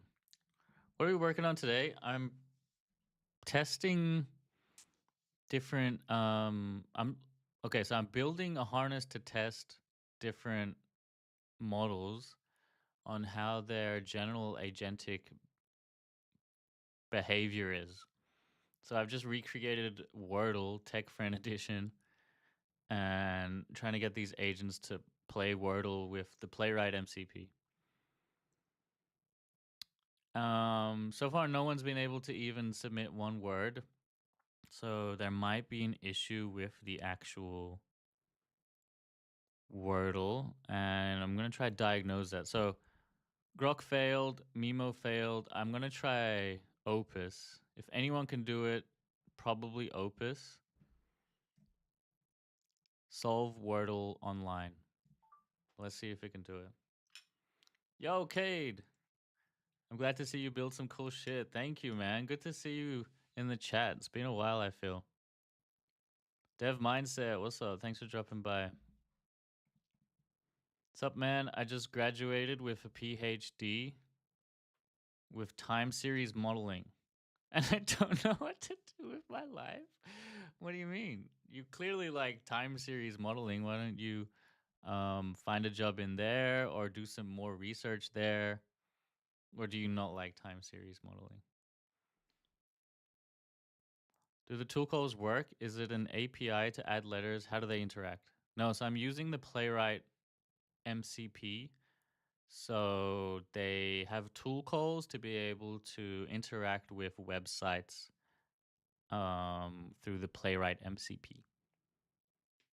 What happened to Brutal Strike? He went on a big vacation and contemplated life.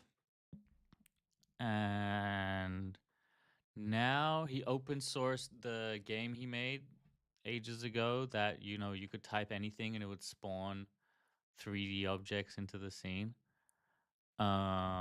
He started that a while ago, but yeah. That's open source. I think he's working on something else now. Um, Not too sure. He occasionally messages. You should ping him on Discord. He'll reply eventually. On my channel though. He had his own channel that I think he just ghosted. But yeah. He's a cool guy. Okay, we finally got a letter.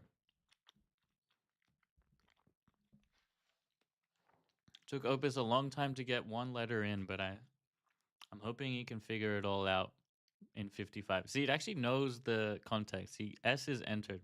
Clicking L next. Oh boy, it's doing it one by one. That could be a limitation of the actual website though. Nice. Okay, I mean it's doing it one by one. Which I guess is what's necessary, and only Opus was able to figure that out of the 3 agents I tried. I mean the 3 models I tried.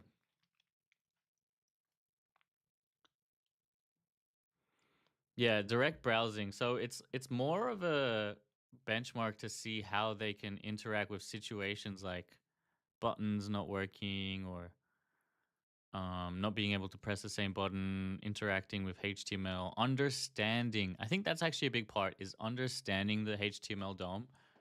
Um, because I think it is quite noisy. It's a quite noisy piece of information. There's all this syntax of like HTML that doesn't really inform you or help you know what letters are submitted. SLAT. Like amongst all that noise, you're trying to figure out that there was only one S token, or it might not even be an S token, but you know what I mean? So yeah, those first two models struggled. If anyone else suggests any other model, we can try it. Kate started vibe coding with base 44 caffeine AI. The vibe code app are the best. Those three are your top? Interesting. Can you give me like one unique thing about all of them that you like? Or at least one thing that they do better. Maybe not doesn't have to be unique, but what do they do the best compared to the competition? Or what feature makes them stand out? Or the way they do what feature? Crazy that yeah, Brutal Strike made a mobile game similar to Counter Strike. It is. Nice. Opus was the only one to be able to submit a word. Incredible. Ezra, thank you for the like. Thank you everyone for liking Technically Web3. Thank you for the rose. Appreciate you as well. Thank you for all the support, guys. If you have your favorite model you want me to try on this new Wordle bench, please suggest it. No one's been able to solve it. Opus only has 15, no, 25 more tool calls to solve 21, 20 more, no, 30, 30 more tool calls to solve this. Otherwise, it's going to hit the max tool call limit. Yo, I see through. Welcome, welcome. 5.2 codex, yeah. That's definitely probably the second best reasoning model. So I feel like that would be able to do it too. I'll try that next. If it's on, is it on Open Router? I don't have API credits for OpenAI.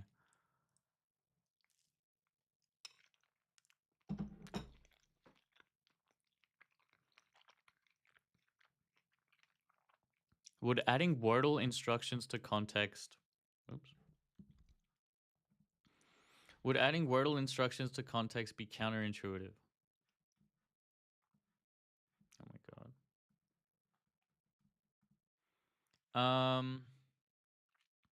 Do you mean, what do you mean by Wordle instructions? Like giving them more tips on how to actually play Wordle? I don't think.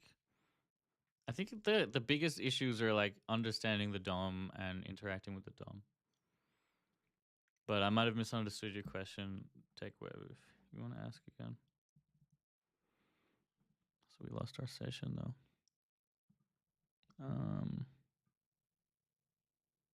Trying Tilth. Okay. I also want to see if we can make this like this. Damn, this floating panel has some bugs in it. Oh, this isn't even the latest version of SpeakMCP, I just realized.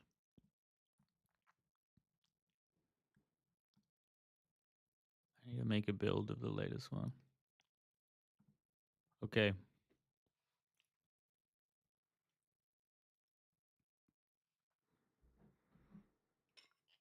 The three AI sites are good at building reply guy apps for X or YouTube. Reply guy apps is so funny. Yeah, like prompt it to pick a word and sticking with it instead of the one by one flow. Oh, yeah.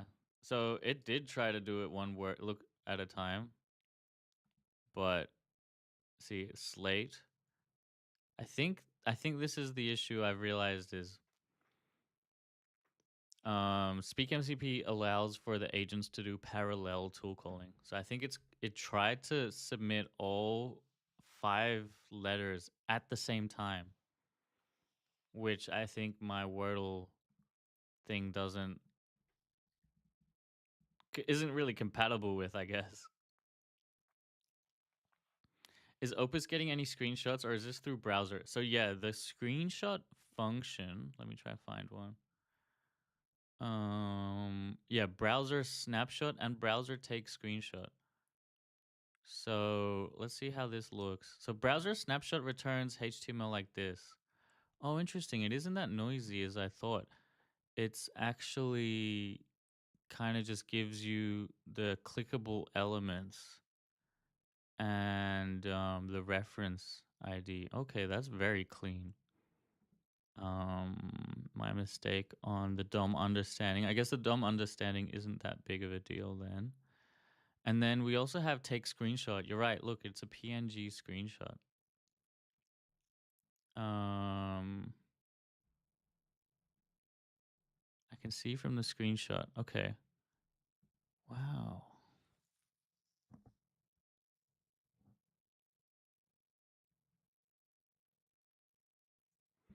Does that save in my var folder? It does save as well.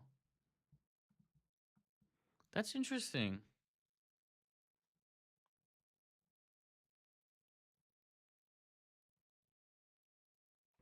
Oh, can we copy this response? I want to make an issue for Speak MCP to render the images, because I think in cursor, if the extension has an image.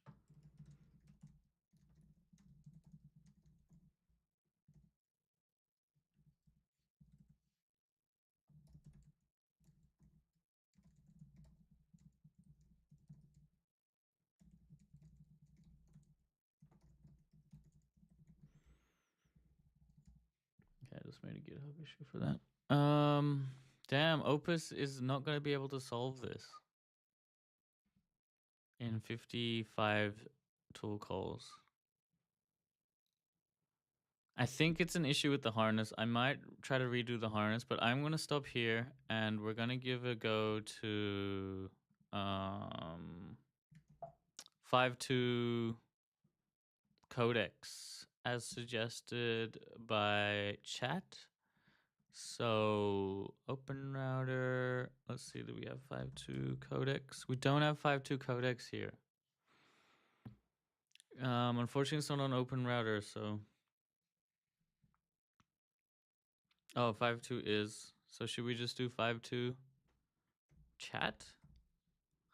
GPT 5.2? 5.2 Pro, that'd be so expensive. Let's just do 5.2. Solve Wordle online. Seems like a lot of checking per input, but at least it does something. Yeah. I mean, that's kind of like Opus, why it's so accurate a lot of times. It's like it's really good at context gathering, checking before actually making a change. Do you ever think of building an AI like Jarvis? Yeah, a lot of people have been saying like this is kind of like Jarvis. And I've been wanting to call it like Jayu as well. Okay. I don't know why the responsiveness is. Did it set the...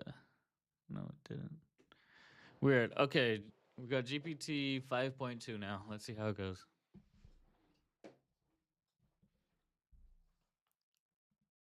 Hosh Journey, what's up? I got a great AI product idea, working MVP. Doesn't have funding. Can you help? Drop by the Discord, man. Send the links through on Discord. I can have a look. Go techfriend.net. And actually, you can try go ! Discord. I don't know if that works either.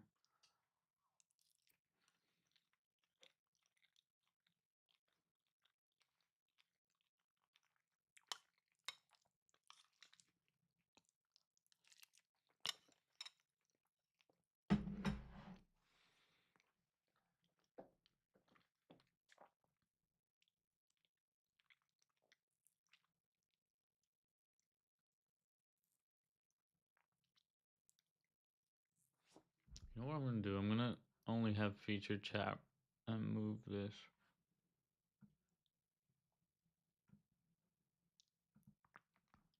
5.2 is looking like it's struggling, to be honest.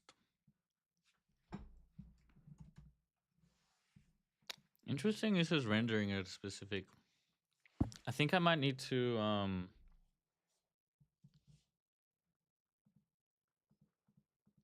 change the actual game HTML. So let's see, did browser wrong code. So ooh, Codex 5.2 is trying to do it through code. Yo, let me try 5.1 mini. I want something faster. I think through code could be interesting. It's definitely a different style of solving the problem. Okay, 5.1. Oh, we have Codex mini here. Ooh, let's try this. Play Wordle online. I should have said solve Wordle online. All right. Anyway. Is it even... Huh? Wait. I don't do that again. I don't even think it was on this window. Solve Wordle online.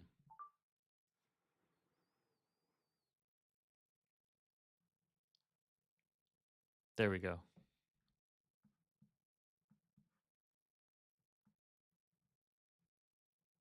Completed first guess, no?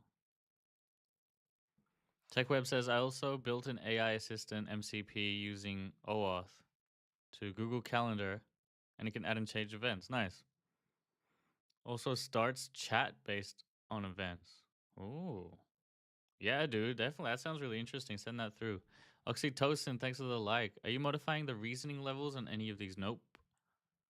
No, but when no, I'm actually not. So it's default, I guess. Damn, 5.1 mini not able to get any of its code running. Has syntax errors in its code. Wow. That's bad. Okay. So nothing's able to do my Wordle bench. Seems to work okay for me. I think there are some things that I might be able to do to make it better. And the way I'm going to do that is find where's Augie. Okay. This game is meant to be friendly for bots that are running the Playwright MCP and running MCP tool calls with that, so they can run JavaScript code. They can also click buttons, and they can also parallelize these tool calls. So they might click all the buttons for one word at the same time. Can we make sure that we make it easy for this to be done? It seems they're struggling at the moment. You can run some tests with Playwright yourself.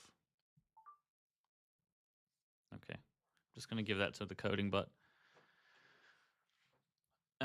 To fix. Meanwhile, what should we do? Let's recap the recent Discord messages. Not much. Language models. Nemotron Cascade. I've been hearing a bunch of stuff about Nemotron. Not sure how they do.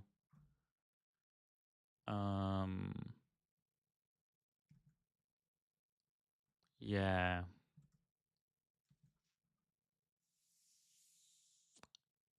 Okay, so this is probably going to cook for a while.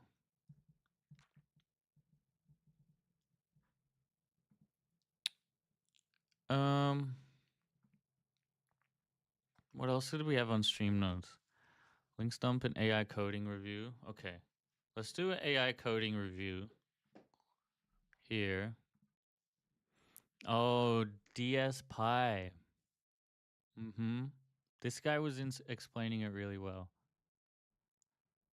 You know, we could use DS Pi to help my system prompt. Let's actually have a look at my system prompt. It could probably use a lot of help. I haven't properly looked at it in a long time. Profile base system prompt. Here it is. You are an autonomous AI. Let's just open this in a terminal.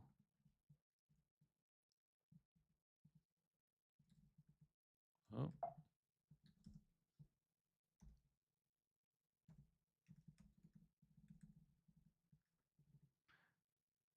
How do I word wrap? How do I wrap in NeoVim or like toggle text wrap?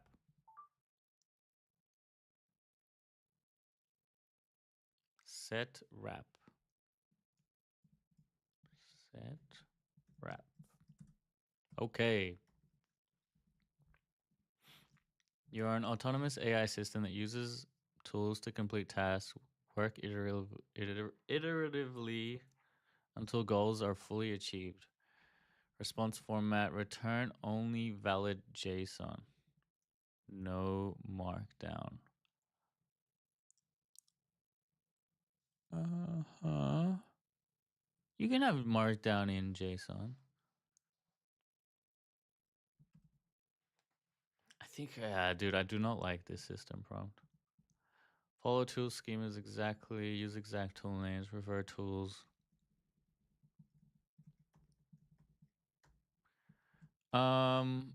I'm gonna give Claude AI some. Actually, maybe this one.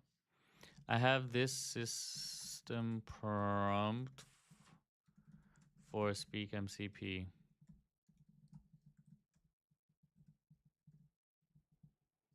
I think it could be improved significantly.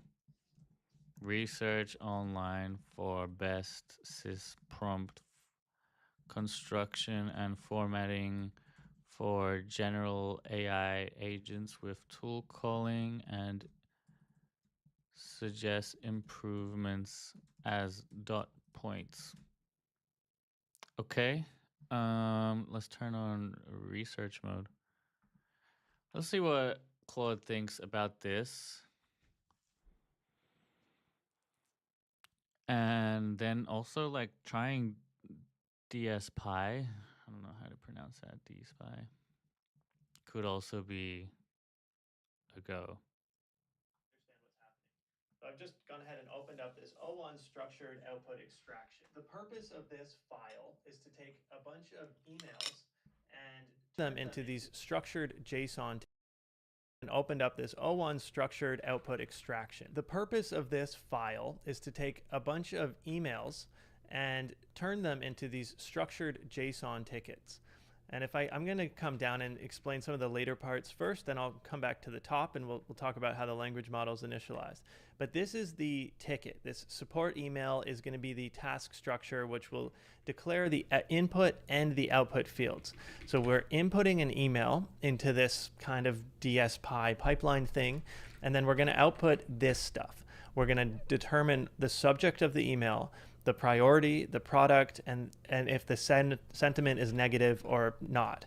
And how this like hooks together with DSPy is we take this class, which is a signature, and then we create like a function called extract ticket, and that is done by initializing this class DSPy.predict and passing in support email as an argument.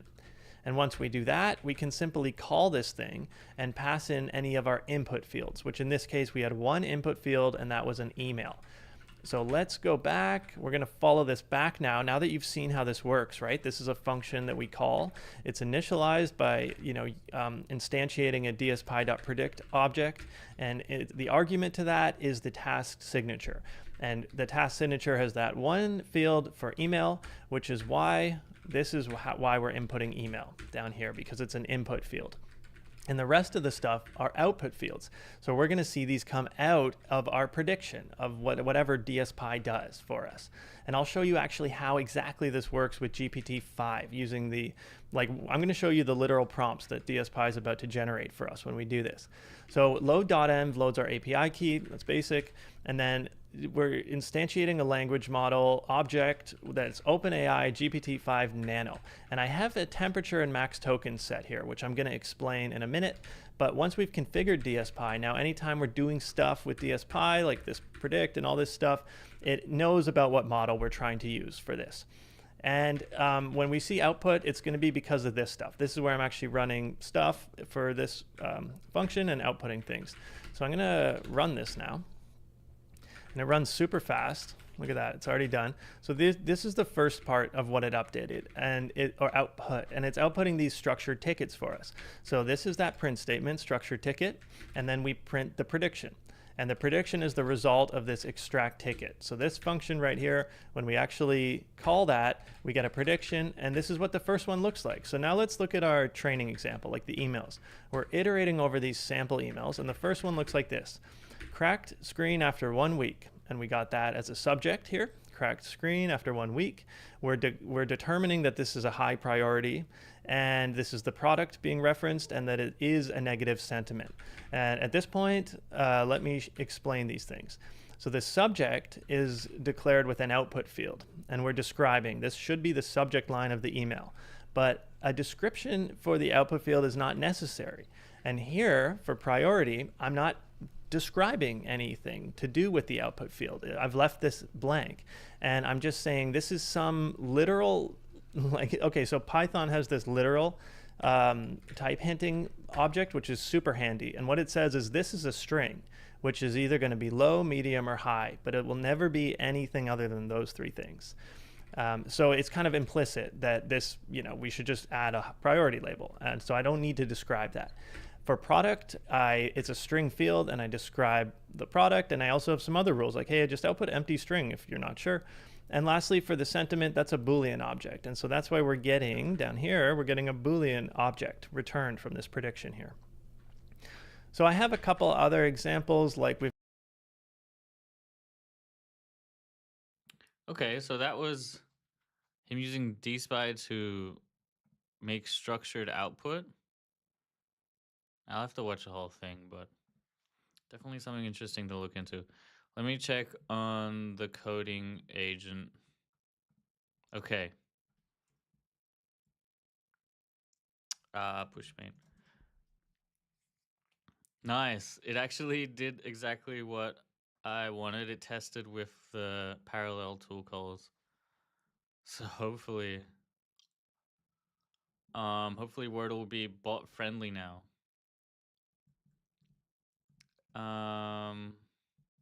I've tried to deploy it. Actually, I should do that here.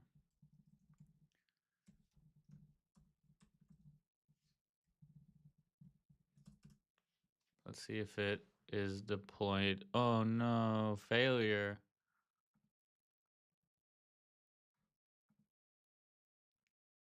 Successful. Oh, right. That was a different. I think it worked. What agent do we have?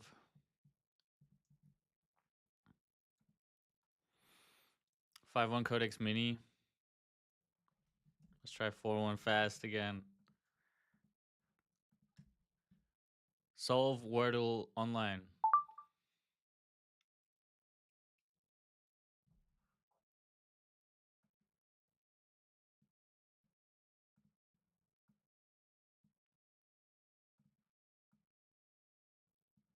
Okay. Here we go.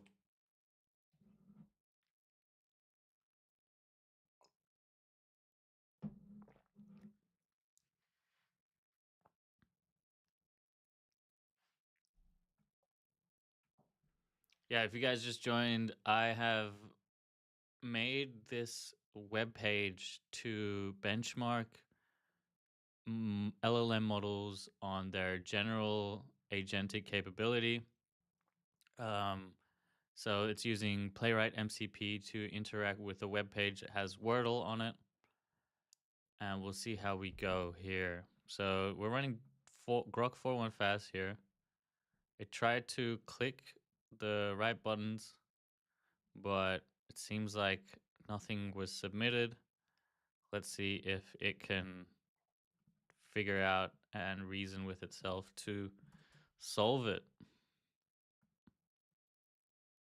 Nice, it's responsive now. Yo, 10 bagger, what's up? You're always in time. Welcome. Did you try Gemini Free Flash? Oh, that's a great idea. No, I've actually never run Gemini Free Flash. And I don't have big high hopes for it because I know the Gemini models aren't that great at their agenticness. Damn, Grok 4.1's having some troubles today. All right, let's try Gemini 3 Flash. And also, I wish I had my my Gemini API key. I don't think I do. Oh, I do. Huh. Yeah, let's see if I can get I don't know if this key would work. See if I can get Gemini 3 Flash. Whoa. These are not the right models.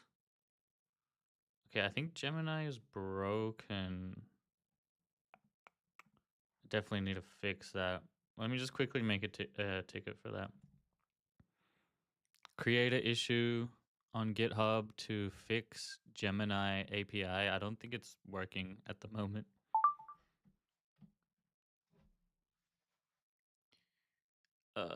Oh, API key expired. Oh, okay. So it could just be my key that's expired. I don't know. I'll have to probably look into that. We can try run Gemini through, oops. We can try run Gemini through OpenRouter. Gemini 3. That's Gemma. Gemini, huh. Do they not have Gemini 3 on OpenRouter yet? I guess not. Okay, maybe I do need to get my API key for, I assume the AI Studio API key will work. I'll do it off screen. Well, they say Gemini 3 is more agentic. Yeah, I think it probably is compared to the rest of the Gemini models. But compared to the Anthropic models, I'm not too sure about that. Okay, let me get an API key here.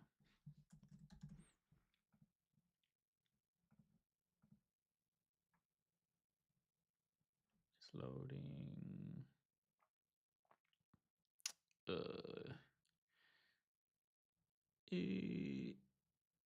Okay. Let's try this API key.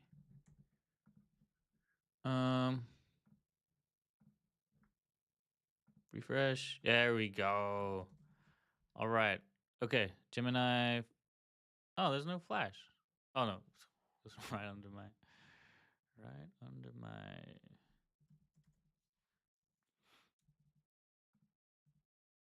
Okay. Let's see if Gemini 3 can do it.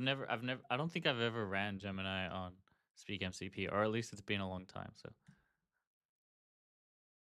solve Wordle online. Oh crap! It's on the wrong. Hold on, I have to retry that. It's on the wrong Chrome instance. Solve Wordle online. Oh yeah, this is fast. Let's go.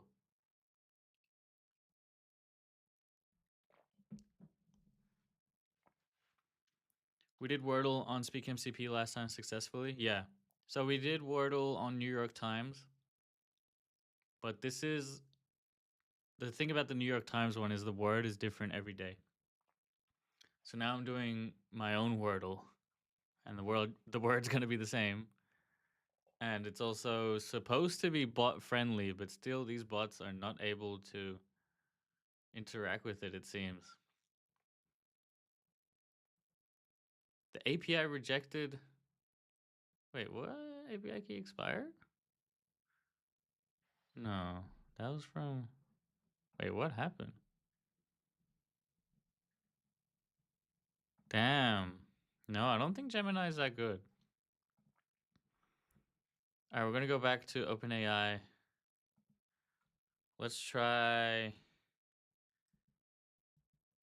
No, actually, you know what? Let's try Grok with Kimi K2. Yeah, Grok with Kimi K2.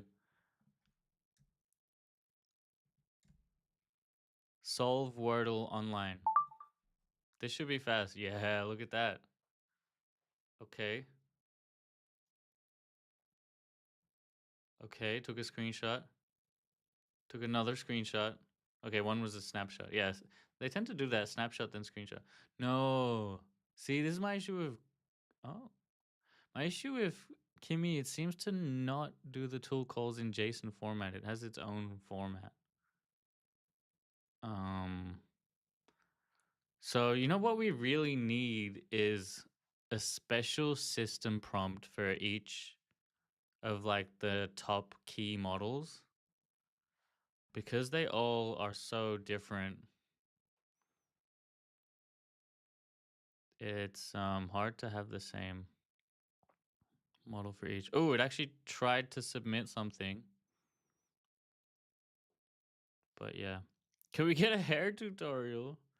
I haven't got a haircut in 6 months. So yeah, get a fade, number 1 fade on the sides to no, a fade 2-1. So it starts like up the top, you probably have like a 4, like you want your fringe to be like here. And then a fade to 1. And then you don't get a haircut for 6 months. But you got to keep trimming the beard, otherwise I guess too big. They stopped sponsoring haircuts. Who do we write to? That's so funny. That's hilarious. I had that one haircut. And that was the last one. Wait. Yeah. Um.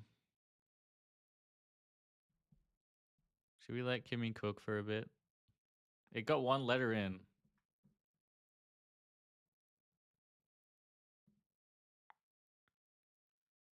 Though it's not doing too well. We're hitting rate limits. Okay, I'm gonna stop it. Let's try Opus. Have we? Because I don't think we've seen any model figure this out. Opus was getting close, but it was taking a lot of tool calls because it wasn't able to parallelize the input. So we're gonna try one more time with Opus.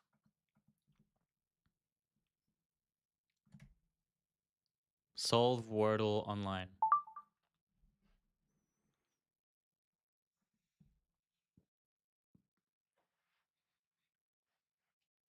Okay. So if it's anything like last time, Opus will first try to do the parallel input. And then when it didn't work, it did it 1 by 1. And 1 by 1 was working. It probably would have figured it out. Ooh, that was close. It tried to do slate, but only 2 of the letters ended up being input. So it looks like still the parallel tool calling does not work.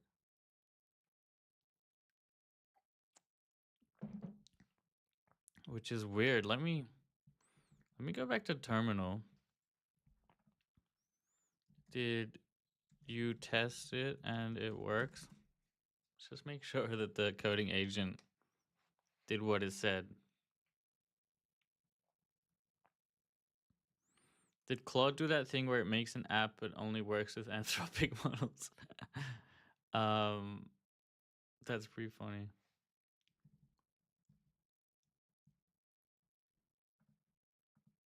But yes, I guess technically potentially true, but it doesn't even work with Anthropic models. Ooh, it's clearing the letters.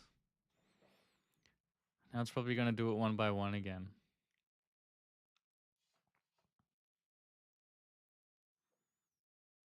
I kind of want to like adapt. Oh, that's actually a pretty cool idea. I'm gonna try edit speak MCP code. Yeah. All right, I'm quitting this. Let me try give the agents the ability to oh boy, why do we have all this? Oh man. Oh, okay, that's Cancel my shit. Let me just get reset hard this shit. Okay. Let me try give the agency ability to run tools sequentially. It's I gotta type it. It seems currently we are able to run tools in parallel, but maybe not many tools sequentially.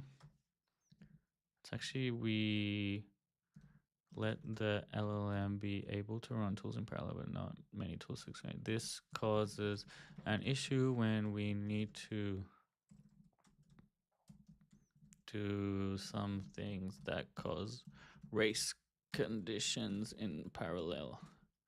Adjust the code so that we can give LLMs option to run many tools in serial as well as parallel. I'm gonna say in serial, like, I don't know, maybe like 50 ms wait in between.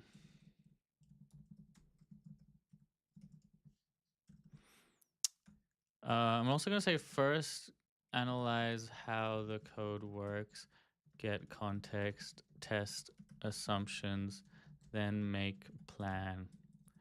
A detailed plan. Notice, yeah, let's just do that. Okay. That might fix things.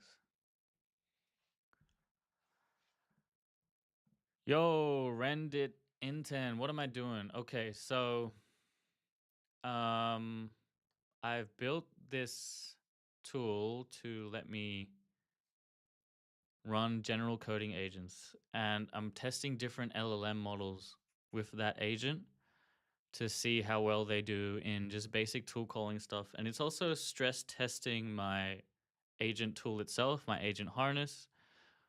So what I've built is this Wordle game where agents can try to submit words for Wordle. And the way that they're currently doing it is they're trying to press all the letters at once and then submit and submit. But that doesn't work with this web app. You got to kind of do it sequentially. So I'm right now getting the coding agent to edit the code so that we can give the LLM an option to do sequential tool calls without the harness having to keep calling the LLM multiple times. In one LLM turn, the LLM can be like, okay, I want to run button A, button B, button C, button D. Not in parallel, but all of them together in serial. Tool execution mode. Okay. So that's the proposed solution.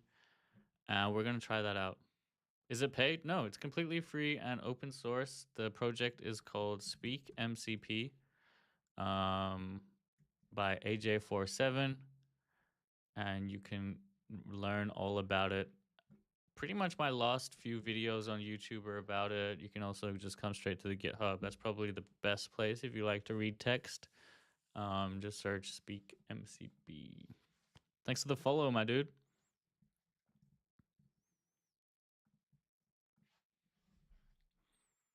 I see through. What do you think about this new, if you're still here, this shorts format? Do you prefer the desktop format?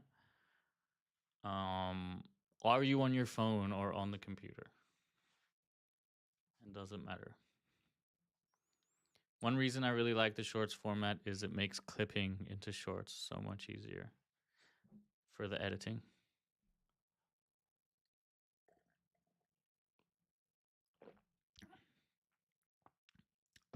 The AI agent, is it paid? So it's bring your own key. The LLM, bring your own LLM.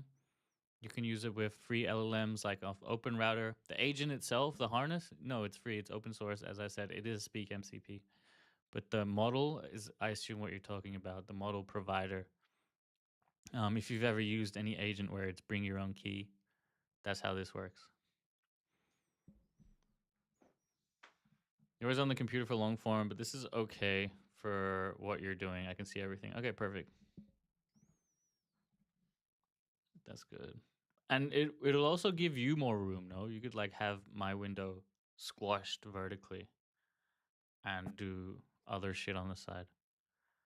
Yeah, you should pay the API key. Yeah. So yeah, you either pay the API key or find a free model. So yeah, if you've used OpenRouter, they have some decent free or cheap models. I like to recommend Grok. So with Speak MCP, I mostly recommend Grok, especially for the voice transcription. That's like pretty much free on their free tier too.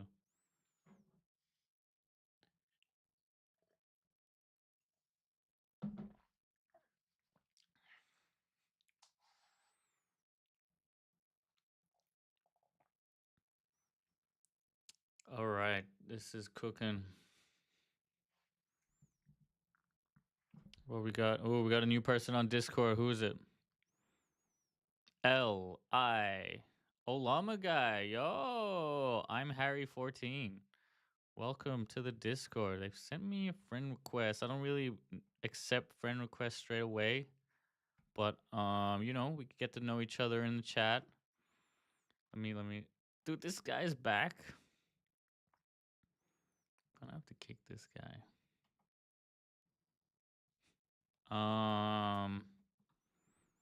Yo, I'm Harry. Welcome.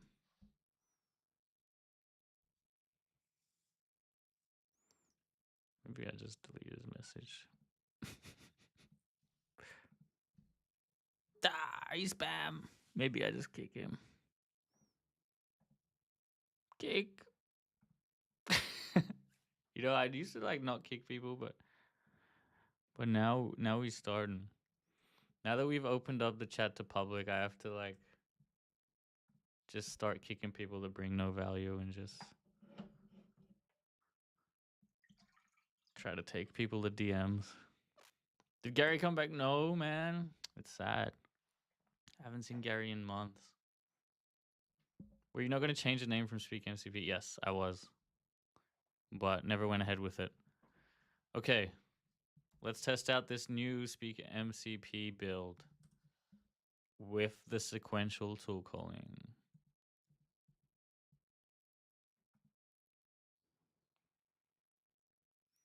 Where is it?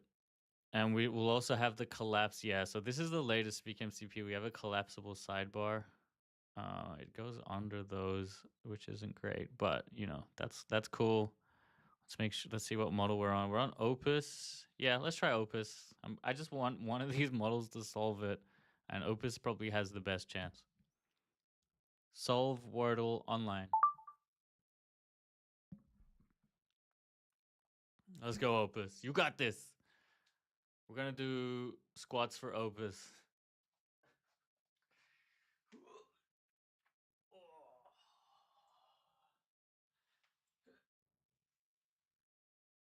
Yes.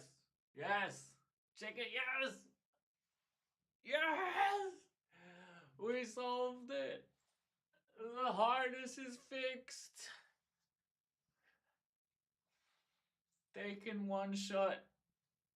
Come on, enter. Press the end. Yes. Let's go. Let's go, Opus. That's what I'm talking about.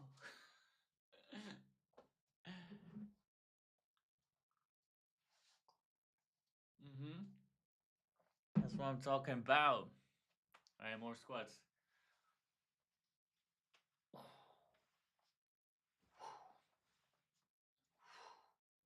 Now push-ups.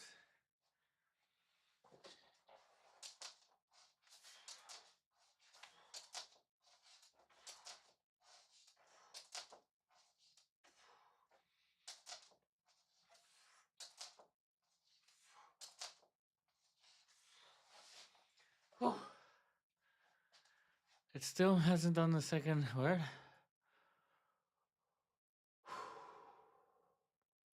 Still evaluating.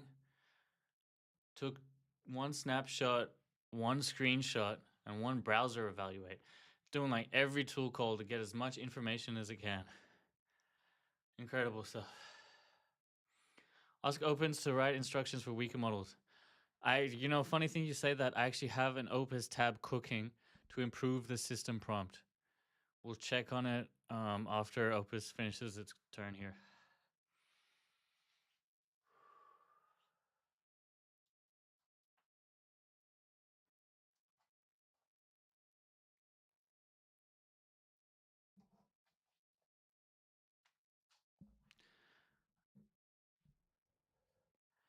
Okay, I can see the state. SA and E are gray. It's trying blunt now. Yeah, Opus likes blunts. Shout out Opus.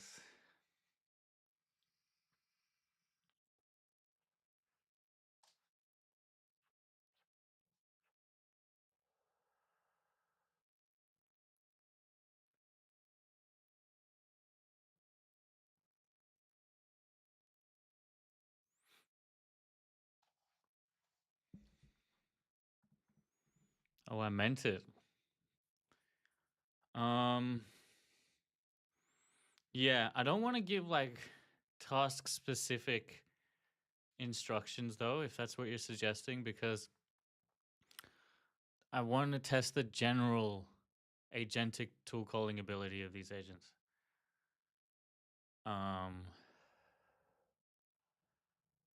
Yeah.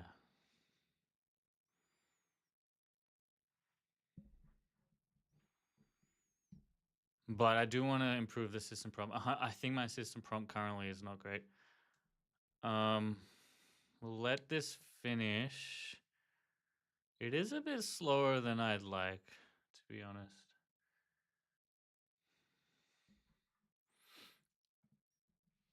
Who in the chat here listens to music? Give me a music genre.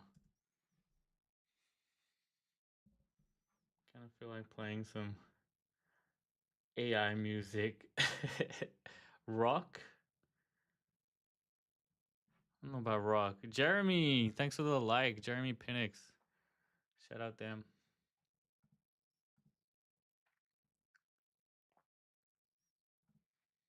Let's see what songs.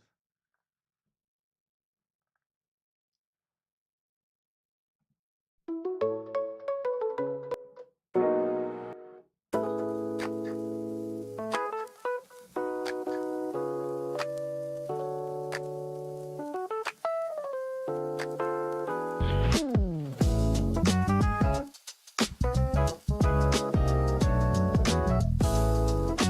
here. Took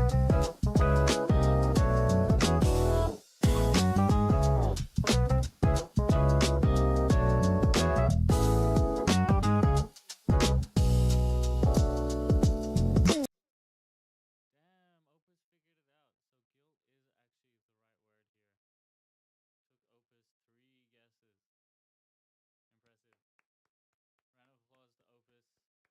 Round of applause to Opus. It's the first model to solve the TechFriend Wordle bench. I didn't time it, but the time will be in the YouTube video, well, in the VOD playback, so we can figure it out. Based on vibes, fixed mic. Oh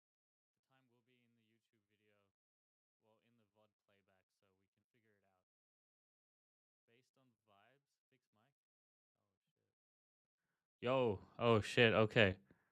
Damn. That's weird. Why there's like a gate.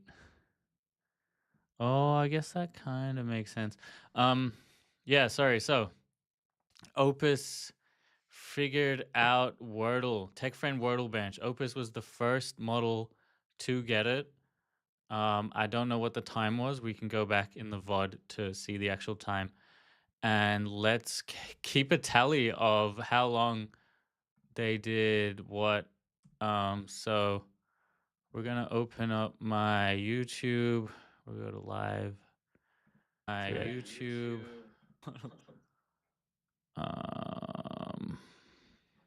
Close chat. Okay. So let's see the timestamp where it started.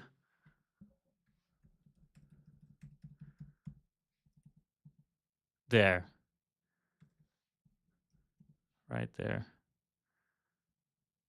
Oh, damn, it's minus. Okay, we're going to have to do an approximation here. Okay, 1, 2, 3, 4, 5. Okay, good. It says how many times. Like I said, 1 minute, 2 minutes, 3 minutes. Oh, shit. I've lost count of how many minutes, but 300 seconds. How many minutes is 300 seconds? 5? I think it's 5 minutes. Damn, Opus is so slow for like a basic question. 5 minutes. Okay. So let's change some code. We're going to add a leaderboard. Let's add a collapsible leaderboard on the bottom of the page and just hard code the entries. First, we have Claude 4.5 Opus by Anthropic coming in at 5 minutes. Okay. And then I'm also going to make a PR for this. So that was actually great. We learned a lot from that. I learned that parallel tool calls can actually trip up agents' abilities to do this. We need to actually give them the ability to choose to do serialized tool calls. Especially for something like Wordle, you have to actually press the key one at a time, the buttons one at a time. It doesn't work if you press them all at the same time, because the words are a sequence of letters, which are button presses. Yeah, okay. That was really cool. I want to try the next model, but I also wanted to have this parallel/serial ability. Oh, man. Oh, and I think, yeah, I'm getting it to create a PR. So I just want to review the code. I'm taking Speak MCP a bit more seriously than like my website, for instance, because, you know, I want other people to be able to use this and be confident that it's at least not complete slop. So yeah. Whereas for just a landing page website, it's not that important. Like a basic HTML page.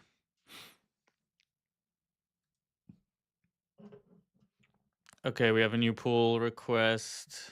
Damn, it didn't give me the URL. It's all right, we can figure it out.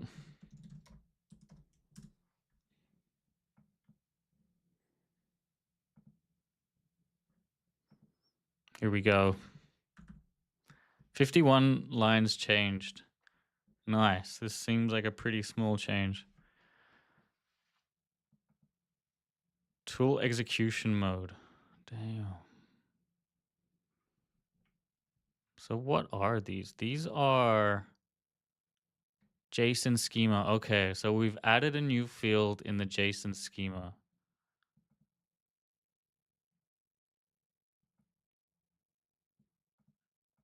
Interesting, and we can choose to run a tool in parallel or serial. This should be optional. Doesn't look like we have a way to make things optional. Yeah, I'm not sure if I will merge this into main right away. There's a few questions, and I want augment code to review it as well. So I'm not going to merge that in, but we will work off this branch if we're still here. Yes, we are. So, oh, supposedly now we have a leaderboard as well. Let's see. Yeah, leaderboard, Claude Opus. Oh, it actually gets in the way of the keyboard. It also does make it more unfair for the other bots because now there's added noise. That's true. I might revert that.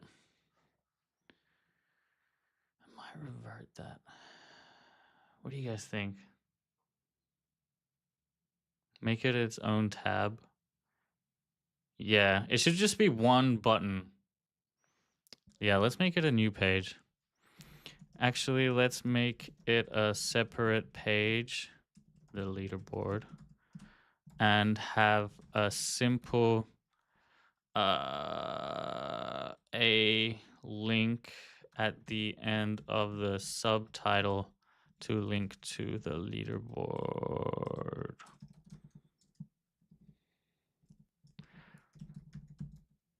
It'll be like techfriend.net slash, oh, you guys can't even see that. Techfriend.net slash Wordle Wordle bench. Yeah, Wordle bench.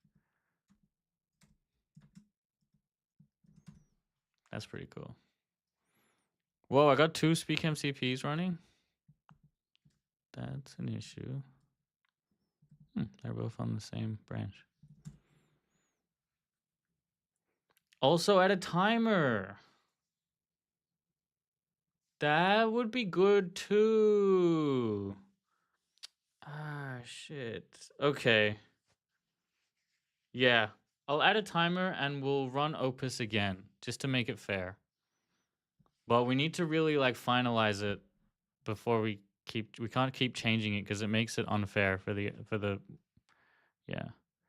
Yo, Ryan S, what's up? Noah Santoni, what's up? Time to try Speak MCP. Yes. Have you tried it yet? Let me know what you think. I want to make it the best. I want to make it the best AI agent orchestration tool.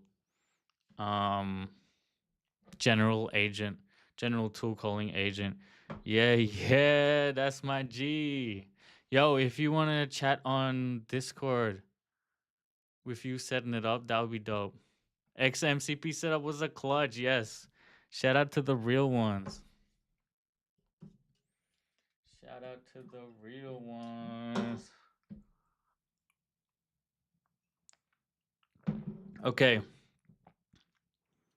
So we're not doing any more changes to Speak MCP at the moment. So let's just run.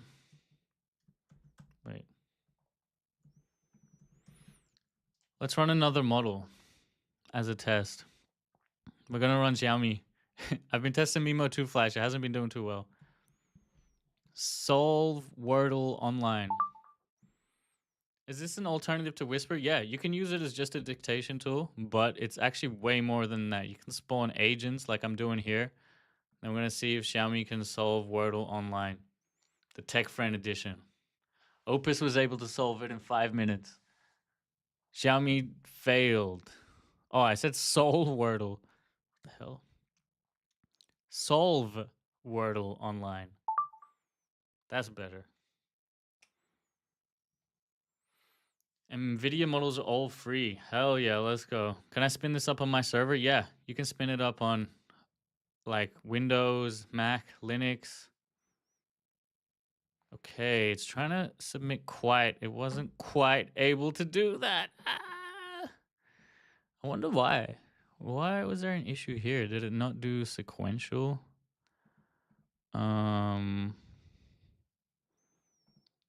Why can't I see the actual tool call request here? Call parameters. It'd be good in the UI if we could see whether they tried to do a parallel or a sequential tool call here. Yeah, dude, Vivo is not doing too well at these tool calls. I'll tell you that much. It probably needs a special system prompt. Speaking of system prompts, let's take a break here and look at what Claude suggested my adjustments to my system prompt should be. Okay. So this is that was research mode. Now if we turn off research mode and give dot point concise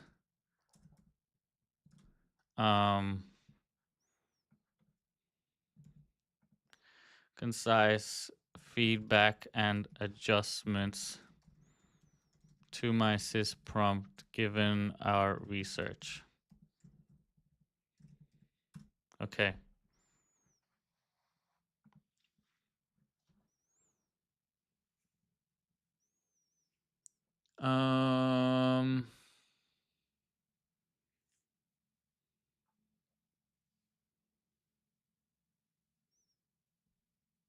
Yeah. Missing critical instructions. Keep working. Okay. Add anti-hallucination. Okay.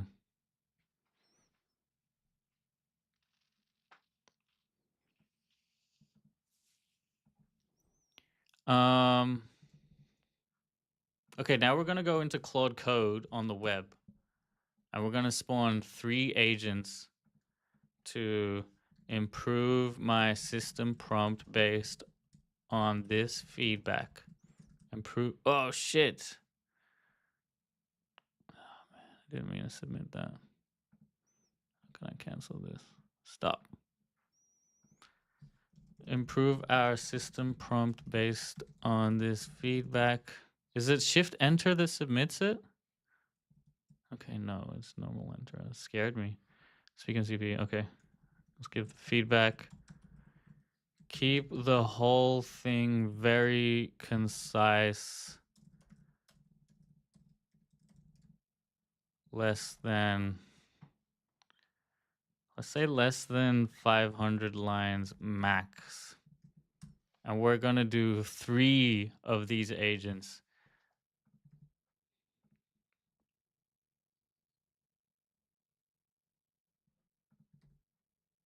Let's go.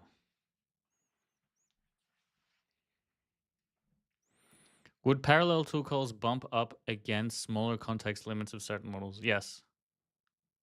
Hello world. What's up, Steve Jobs? Love your name and pics, man. What's happening?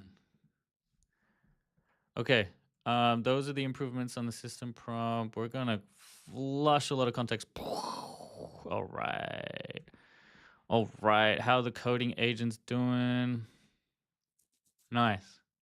Okay. I'm gonna take who's suggested the timer. I'm gonna shout out to that guy. This guy, 10 bagger. Shout out 10 bagger for suggesting a timer. We're gonna add that. We also want to add a timer that starts timing as soon as the first letter is input and stops once the correct answer is submitted or max attempts submitted. All right. Did they push? Oh, let's see what the new website looks like. techfriend.net/Wordle. Oh, here we go. Leaderboard, Wordle bench. Wow. This is sick. It's all tech friend theme. Oh, I love it. I love it. While that's cooking, let's try Grok 4.1 fast now or Cerebrus. Let's try Cerebrus. Dude, I'm going to try the 30. No, let's try the 200 billion parameter model by Quen 3. Solve Wordle online. Rate limit exceeded by Cerebrus straight away. I've already hit the rate limit, so can't try Cerebrus. Let's try. We can try Grok with Quen 3. 32B. Play Wordle online. Oh, yeah, this is fast. Ooh. Oh, yeah. Damn, it can't input letters properly, but it's fast. Oh, man, it thinks a lot. It has a lot of thinking tokens. Ooh. Ooh. Some shit's going down. It just inputted spam. Yo, 10 bagger, I bought my MacBook Pro. Do you think it'll be good? Which CPU? M series, M4? Yeah, man. MacBooks are the best laptops for most software developers, I'd say. Yeah, especially if you're doing AI shit. I think MacBooks are the way to go for sure. Noah says, I've been obsessed with computer vision music. Making with webcam. Damn, you gotta give him a demo of that.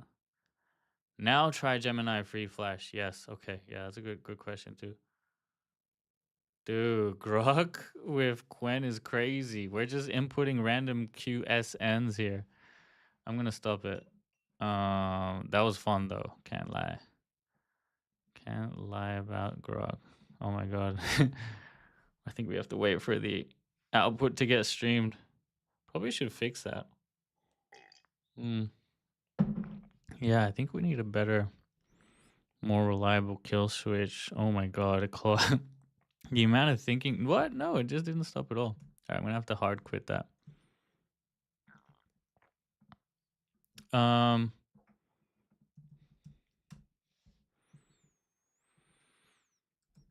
Okay. Gemini 3. Ooh, Jeremy Pinnix with the money gun. What's up, Jeremy Pinnix? You just say hello and then nothing and then suddenly money gun? You crazy for that one. Okay. We're going to try Gemini Free Flash. You guys keep suggesting models. If they're good, I'll try them. Free Flash is supposed to be good. You know, I don't know if we should try 3 Pro. All right, this is Free Flash. Solve Wordle Online. Oh, but Sol Word Online. But Sol Word Online. Solve Wordle Online. You know, solve is a hard word, so I might just put it in the system prompt and just say play. Okay, this is Gemini Free Flash. Mistral Nemo. Okay, we can try Mistral Nemo. Mistral Nemo. Is that by Mistral and NVIDIA? Is it an NVIDIA fine-tune of Mistral? Or is it a Mistral fine-tune of NVIDIA? Okay, no, Gemini Flash, absolutely failing tool calls. 2 failed tool calls in a row. L agent model cannot do structured output. I mean, it could have maybe fixed itself, but okay. Let's see if I can find that model that Noah suggested in Open Router. What did you say, Noah? Mistral Nemo. Oh, it is here. All right, I'm going to also change the system prompt to URL to play is Wordle Online. Play Wordle. I'm just going to say play Wordle now. Okay, first 2 calls failed. Browser resize. Okay, this model, I don't like it. I don't like what it's doing. It's very cheap because it's very dumb. We're stopping that. That's an L model, Noah. I'm sorry. Let me try one that I used to like. Gemini 1.5. Damn, they discontinued it. I want the smart ones. Yeah, fast and smart. Let's try. Look at the free models. Let's see what's available for free. Nemotron. Should we try Nemotron? Oh, I doubt this is going to be any good. Play Wordle. Okay, Nemotron 9B V2. Oh, first tool call looks good. It seemed to stop midstream. Nope, fails. First tool call failed. If you can't do the first tool call, there's no hope. I'm just kidding. But I'm just trying to spam through models here. Oh, Chimera. This is supposed to be good. I'm not sure if it's good at agentic work, but it's definitely a smart model. Play Wordle. Tool calling 120B, OpenAI. Okay, 120B OSS. Wow. Wait. I don't know if this is the model's fault now. This could be... Yeah, that looks right to me. Wait, what? Cannot navigate to invalid URL. Techfriend.net/Wordle. Maybe I need to have the HTTP. Yo, it could be a system prompt issue here, guys. Okay, my bad. Looks like maybe Playwright needs the HTTP. Okay, that's my bad. Play Wordle. I can try that Mistral Nemo again. I think that, okay. That looks like it worked that time. Let's see. Oh, we have a timer now. Shout out 10-bagger with the timer suggestion. Ooh, okay. Oh, this is working now. Wow, and we got the timer. All right. I forgot what model this was.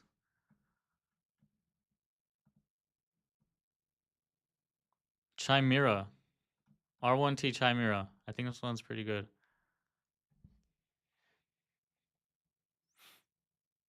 Oh, that was a hallucinated tool call right here. That's no good.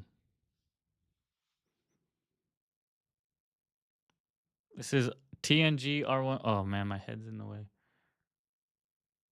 TNG R1T Chimera.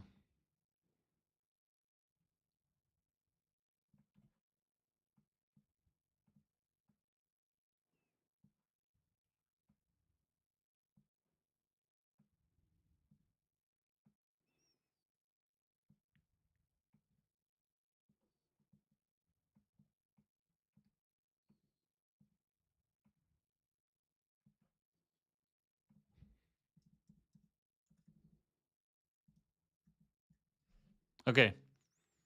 I'm gonna stop that one. Let's try Flash again. I'm gonna try Gemini 3 Flash. Now that we've improved the system prompt, I want Gemini Free Flash to do well. I swear I really like Gemini 1.5 Flash. Play Wordle online.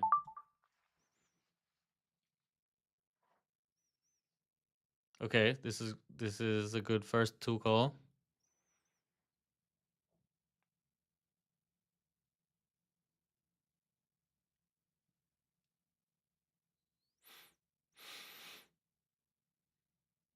Alexander the Banana, thanks for the like, my G. How are you?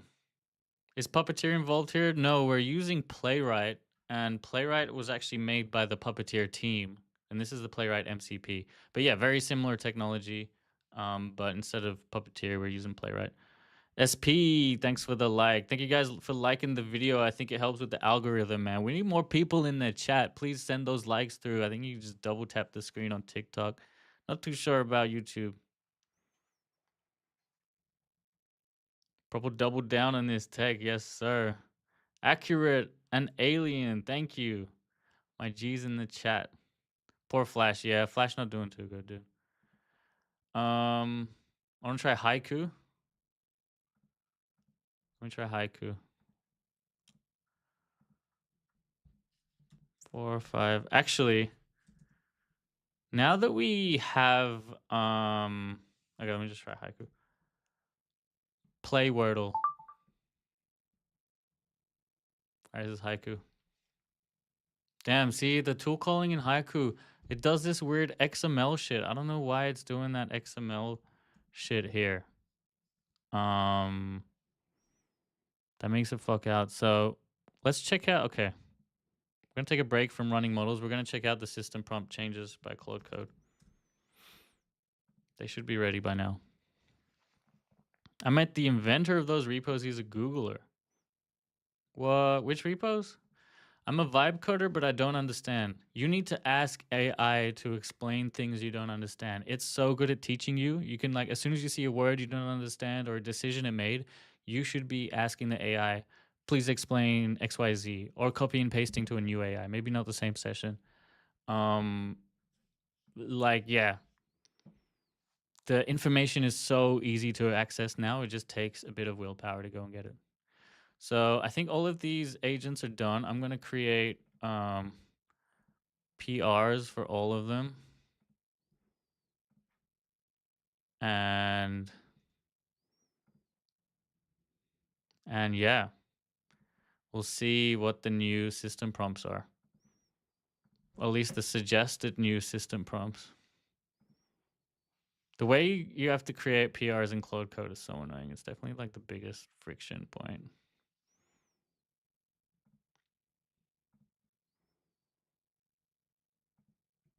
I don't know why they can't just integrate with GitHub properly and have it create a PR for me. Okay, so 3 different 6812. Okay, I'm actually gonna get an Augie agent to analyze that for me.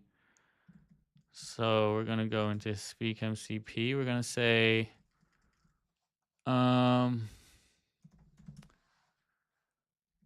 we have 3 PRs to improve system prompt.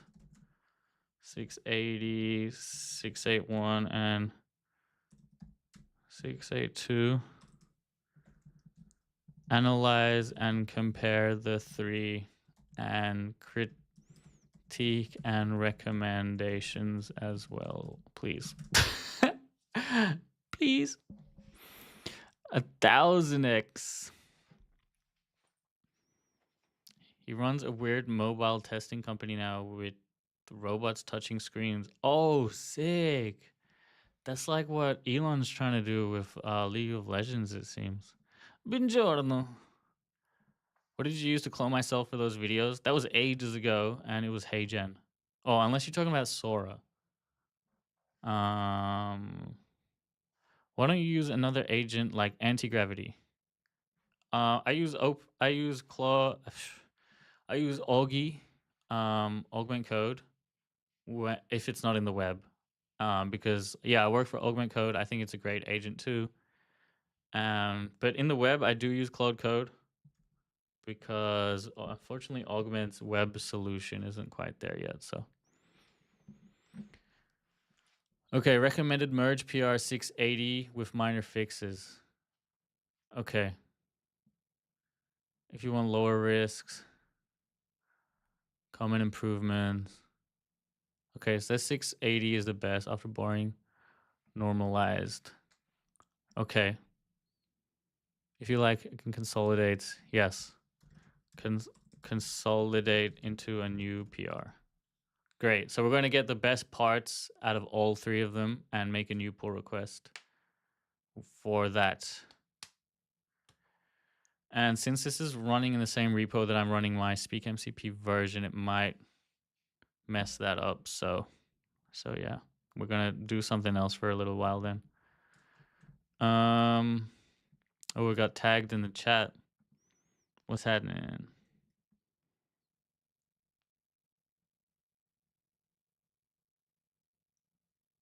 This was short-lived.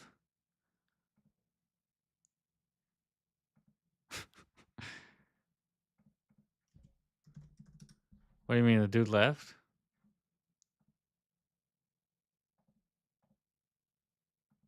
Is he left? Oh. I don't know. Anyway. Anthropic neutered Opus and you're still using it? By neutered, you mean like nerfed it? I haven't really seen too much nerfage from my side. Isn't it all crazy expensive? Yes. Opus definitely super expensive. But I think their $200 plan is the best value compared to anything else for that amount of intelligence. Maybe it's like a before time of day thing. Yeah, so I have heard like, you know, as usage goes up, the performance degrades as well. And some other theories, Claude Summer, stuff like that. But yeah, I think overall I think there's a lot of human psychology and cognitive bias as well, rather than actual degradation. I haven't noticed like a huge degradation, to be honest. Not saying there couldn't be, but yeah. I mean, it seems like it was before, so if it happened before, it could happen again. Okay. So, Opus, really good job. Oh, actually, you know what we should do is check out the pull reviews for the serial tool call execution. I bet there's some. Yeah. So what I like to do with stuff like this is I'll make actually a new agent in a slot. And then I'll check out that branch and then just run an agent to address all the comments on a loop. Tenbagger says, "Why do I feel like AI is good until I sub to the best plan?" And then it shit. I mean, that's another conspiracy theory. What if they like give you all the best tokens when they know you're about to pay, and then as soon as you pay, they're like, "All right, let's give the best tokens to the next dude who's about to pay."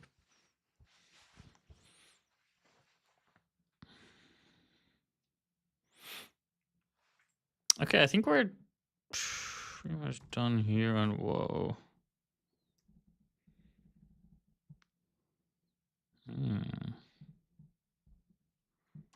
Interesting. Okay. I think that's what I wanted.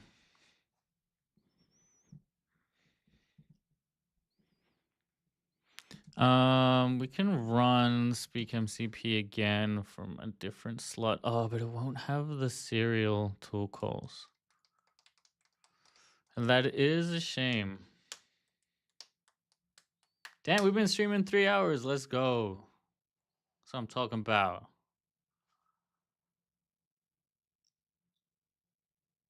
I want to build an agent so we can have it fully take over our Coolify server. Oh. Interesting. You know, I'm starting to think like whether I should open up the desktop stream as well.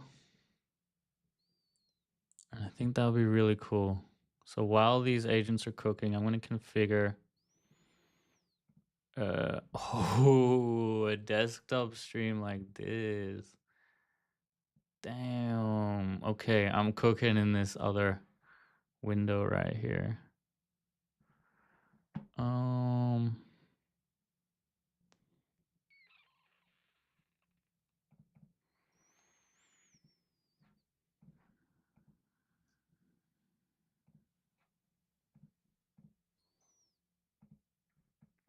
Okay.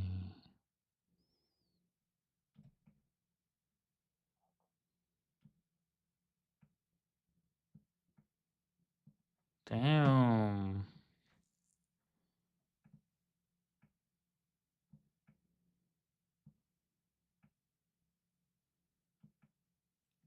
Can you explain MCP in a software as a service use case?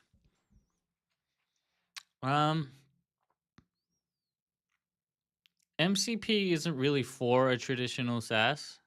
MCP is specifically for agents. So in a SaaS use case, it would make sense if your SaaS is running agents. What MCP does is allow your agents to plug into anything. You plug in context from Notion, Gmail, Google Calendar, and have your agents take actions informed from the context and also be able to call APIs from whatever MCP tools you connect it with. It's like the USB-C for agents. Dude, I'm cooking this horizontal screen here. So we could go live on Twitch, which will be freaking sick.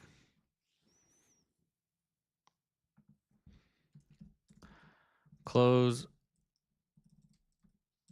other PRs, then run tests.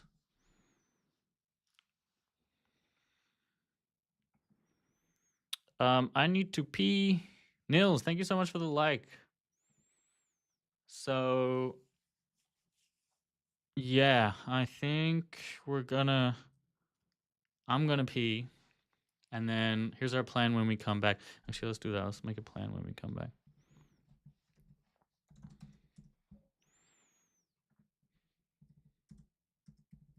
Okay, today is...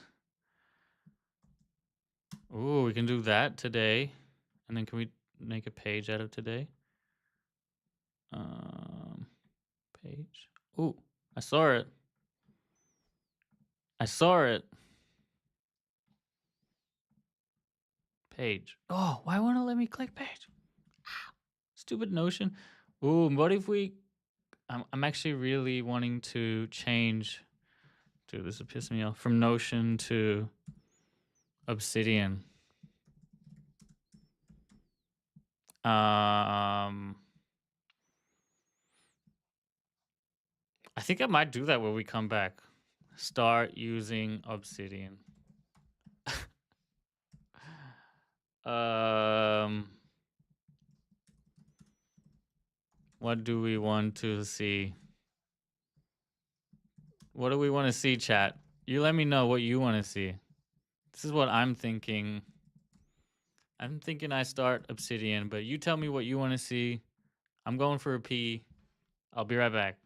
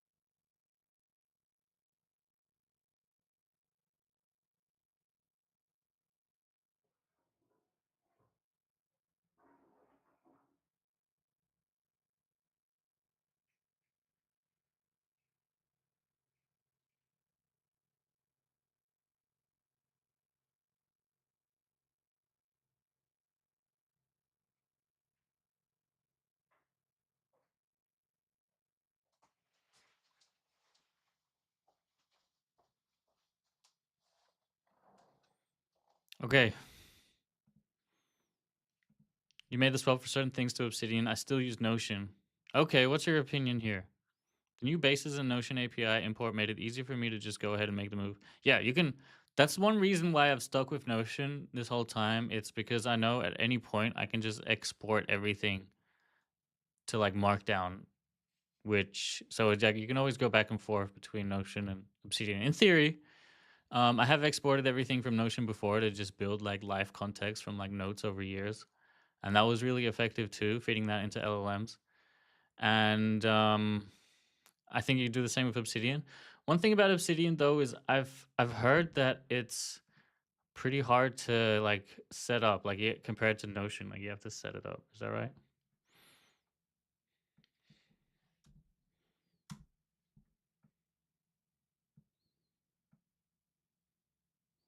Levy says they use Remnote. Did I wash your hands? Yes, I did wash my hands. What is this TikTok view? And it's awful to watch YouTube streams. Yeah, this is like a vertical YouTube Shorts view. Sorry, it's awful for you.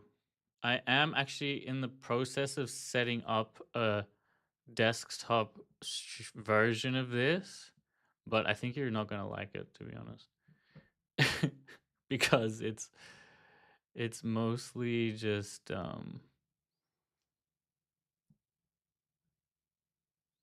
yeah, mostly this.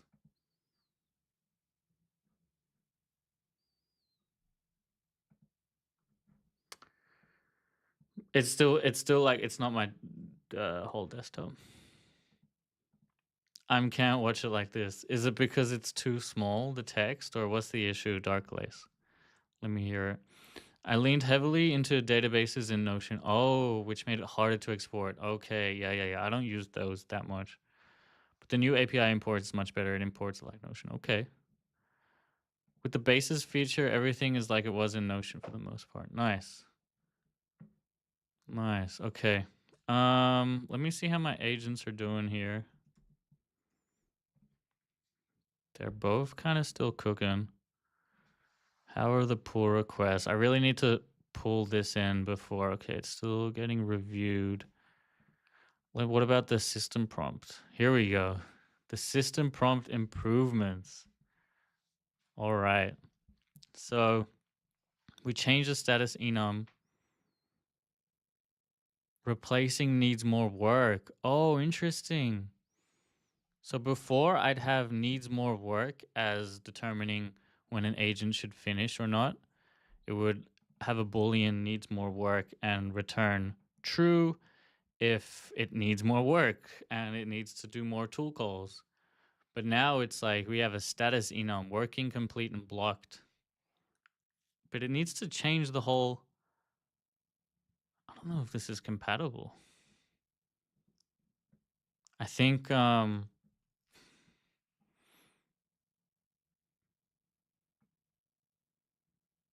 Yeah, I think we actually need to make this compatible. So this will take some time, but I do want to try something like this because this is research backed.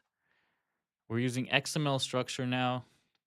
Critical rules are placed at the end. Circuit breakers. Max 3 retries on operations, 10 rounds before blocked. Verification pattern, anti-hallucination.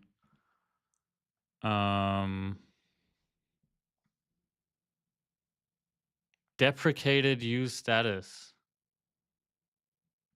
Oh, we need to clean that up.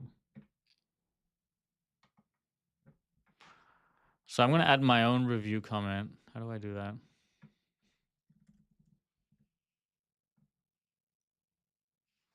Oh, here. Make sure these changes... Wait, submit a review. Make sure these changes work with the rest of the system. Don't keep deprecated code.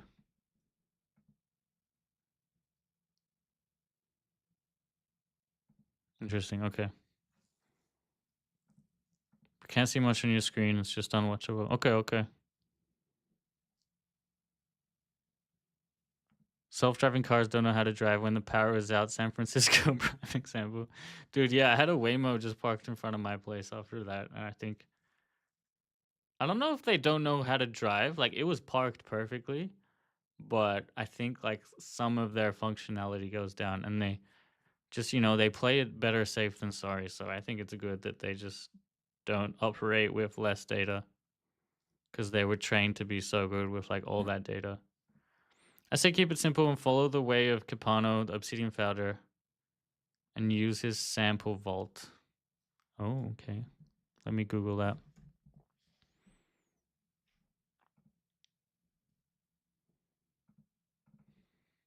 I don't even really know about the concept of vaults and stuff. Steph shares a template or outline of his personal vault structure on the internet, and so in this video I thought we could just poke through it kind of raw and unfiltered, and I'll give you some thoughts on his system and what he does well and what I think would work for everyone or people in general looking to use Obsidian for their own personal knowledge management system. So this is my own vault at the moment, so we're going to have to go open another vault and select Capano. So here we are, and I've had a very, very brief look through this, but most of this is going to be a general first impression, a kind of reaction. And the first thing, and the thing that I realized back when I first looked at this, was Steph is very, very property heavy and kind of like link heavy in his notes and as well. And what I mean by that is that he's got a lot of categories, and these are the categories and properties of all of the notes that he's got in his vault. And so the next thing I notice is that he's got a relatively flat folder structure, in that his personal stuff seems to be lumped together in one note and kind of grouped by all of these properties at the top, as you can see again. And there doesn't really seem to be any rhyme. Okay. I think I might like leave Obsidian for another time. I don't think it's gonna be that interesting on stream, and it's also like personal notes I want to get in there as well.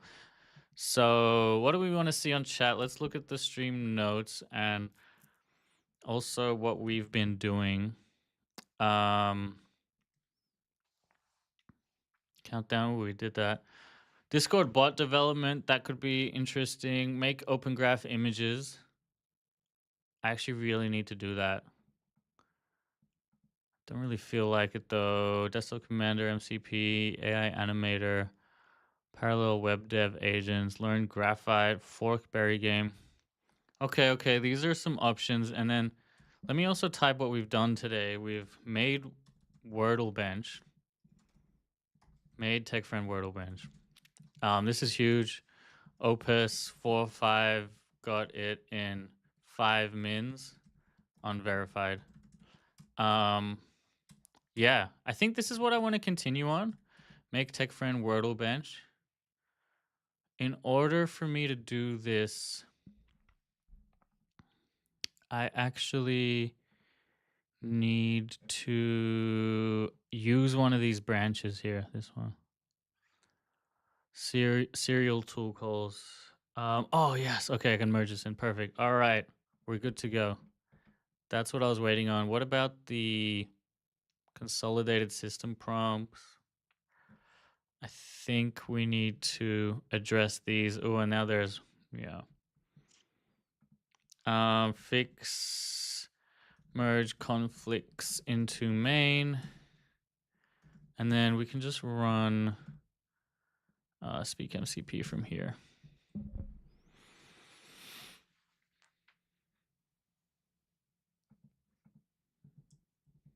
Okay. All right. So, damn, this renders bad.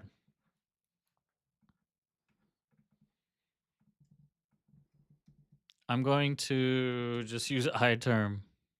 Or let's use, I'm going to use a ghosty session for displaying the current, what we're done.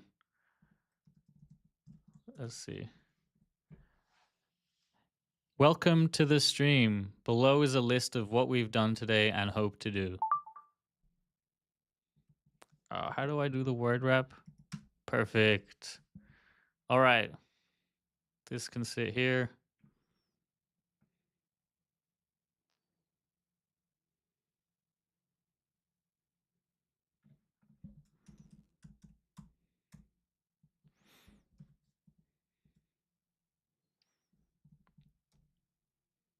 Okay, made TechFriend Wordle bench. Bench models on it. Oh, actually, we also like fixed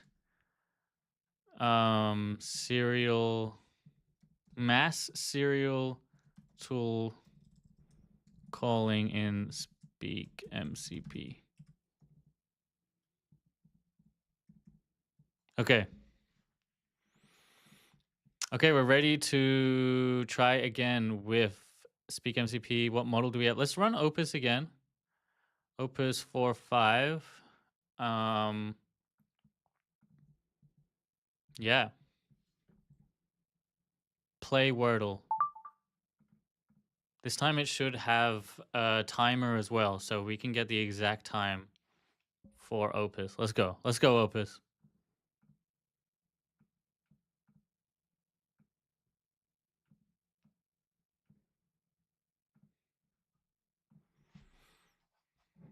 And we're off.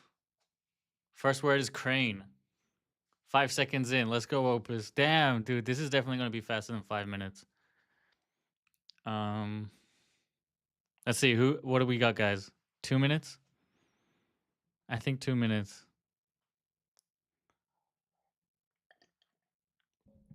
JF Mello and NASA, thank you guys for the likes. Guys, smash the likes. I want people to see this Opus. I want to see people see Claude Opus, Anthropic's Claude Opus, attempting the TechFriend Wordle bench. Claude 4.5 Opus, attempting TechFriend Wordle bench for the first time with the timer. It will set the standard for the other agents. It was able to guess crane in, oh damn, we're hitting API network errors. It was able to guess crane in 4 seconds, and then since then we've gone downhill. Oh no. API down. That is a bit of a shame. Oh, looks like it worked this time. That does affect the score, API errors. So that is a bit of a shame. Yo, what's this? Let me see if I can understand this. Chota tam dialayesh sinko sora. Sora? Yeah, Sora's pretty fun. FYI, when you do try out Obsidian, you can sync for free via cloud like Google Drive, but you can also sync via Git. Yeah, I was thinking Git, but it's like to set up the auto sync, do I have to, how hard is that? Obviously, who is using it? Why did you come here? It's obvious who's using it. Why did you come here? I don't understand.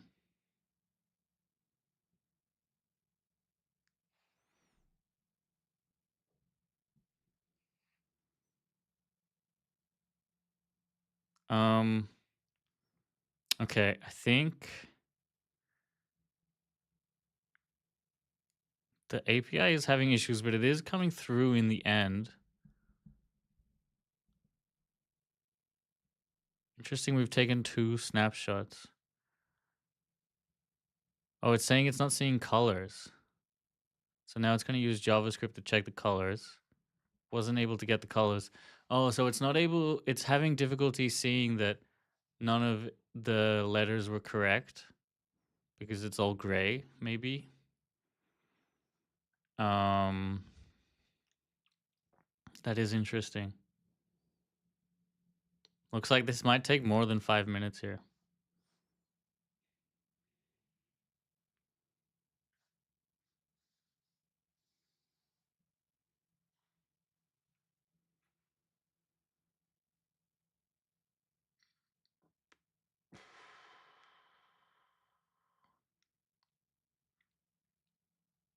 Yeah, a lot of failed calls there. Are these syntax errors? What are the errors? Unexpected token, yeah. Interesting. I need to have a visualization of the context. I can assume the context is fairly full up. That's probably what I need to work on next. Yeah. Yeah, this is not good. Repeated failed tool calls with Opus is definitely a harness issue. Or, yeah, most definitely a harness issue, so.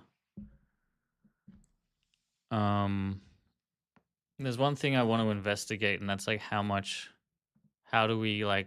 we compacting the context, and like how are we managing the context window? I've like forgotten what we ended up with, so I'm just gonna ask Augie that.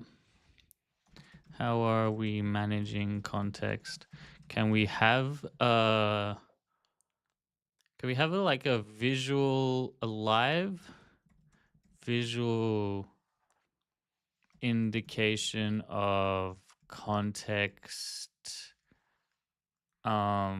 What's the word? Fill amount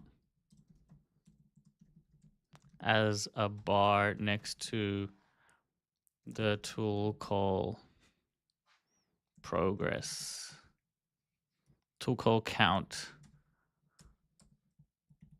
Progress bar on the progress panel. What's my configure? Lap PC Mac? Yeah, I'm running everything off MacBook Air. No, no, I'm not. A MacBook Pro M1. Maybe I can show you. Hold on. Let me see here. Video capture. Yeah, this is it. Let's see. Oh, yeah.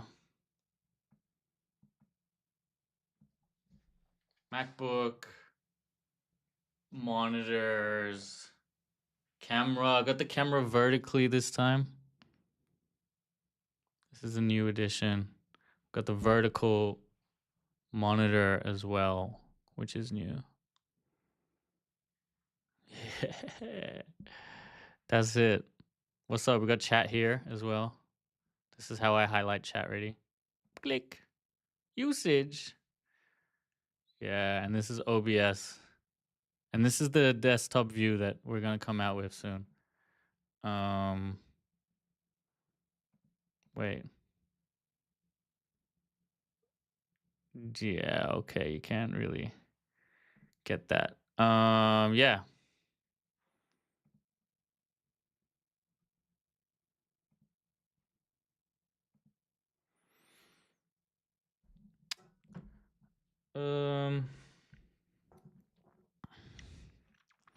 PR is ready for merge. Was that the...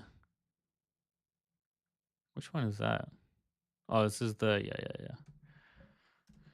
That's the system prompt changing one. Okay, yeah. So want to get a bit of a better sense of the context window management in Speak MCP as well.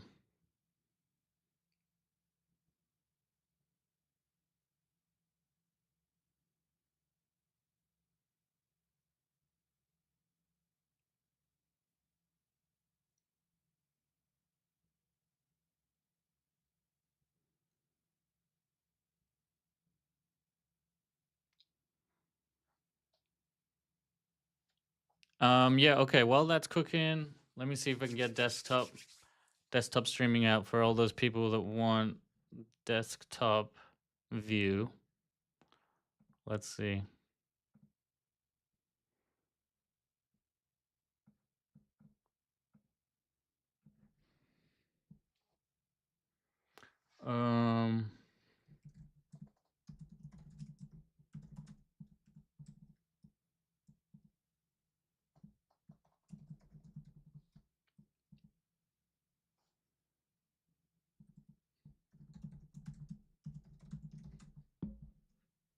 Augmented engineering is the title we're going for.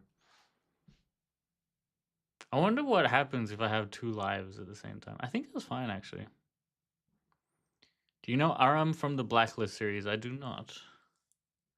Do not know Aram from the Blacklist series.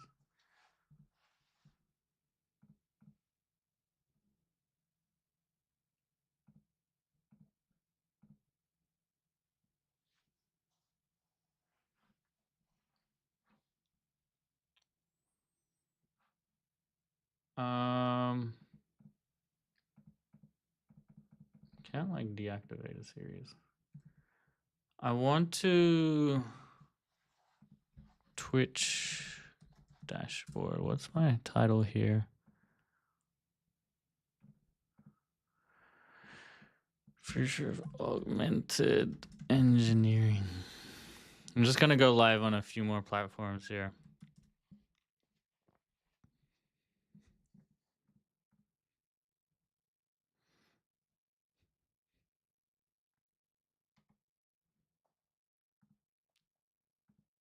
Oh, here we go.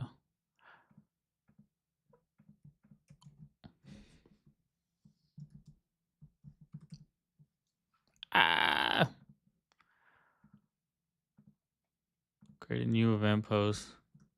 Damn it, man. I can't do this. Augmented engineering. Create a new event post. Ooh, we could do vertical? Yo. Oh, we have to do horizontal. Okay, and then what else do we get on Kick?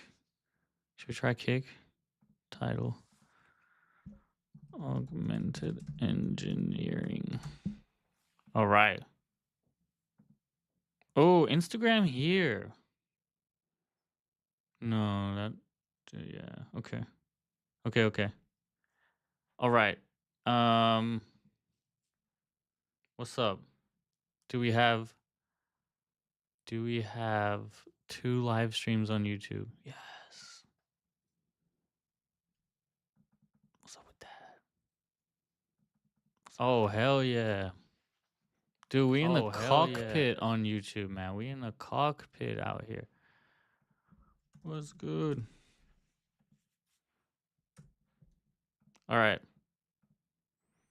We are good on YouTube. And agents are coding. So yeah, we're gonna go live on everything now and then do a proper intro.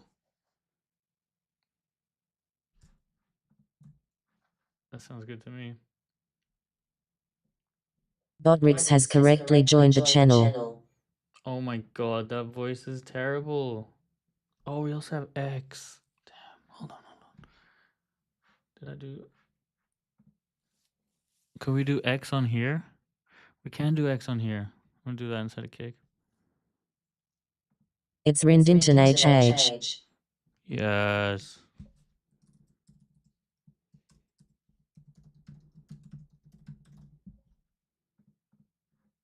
It's Rendington, yes.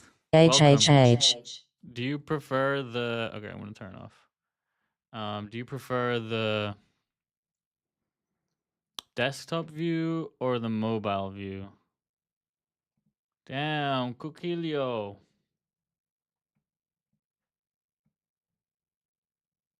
Ready for Xmas. That's good, man. Merry Xmas.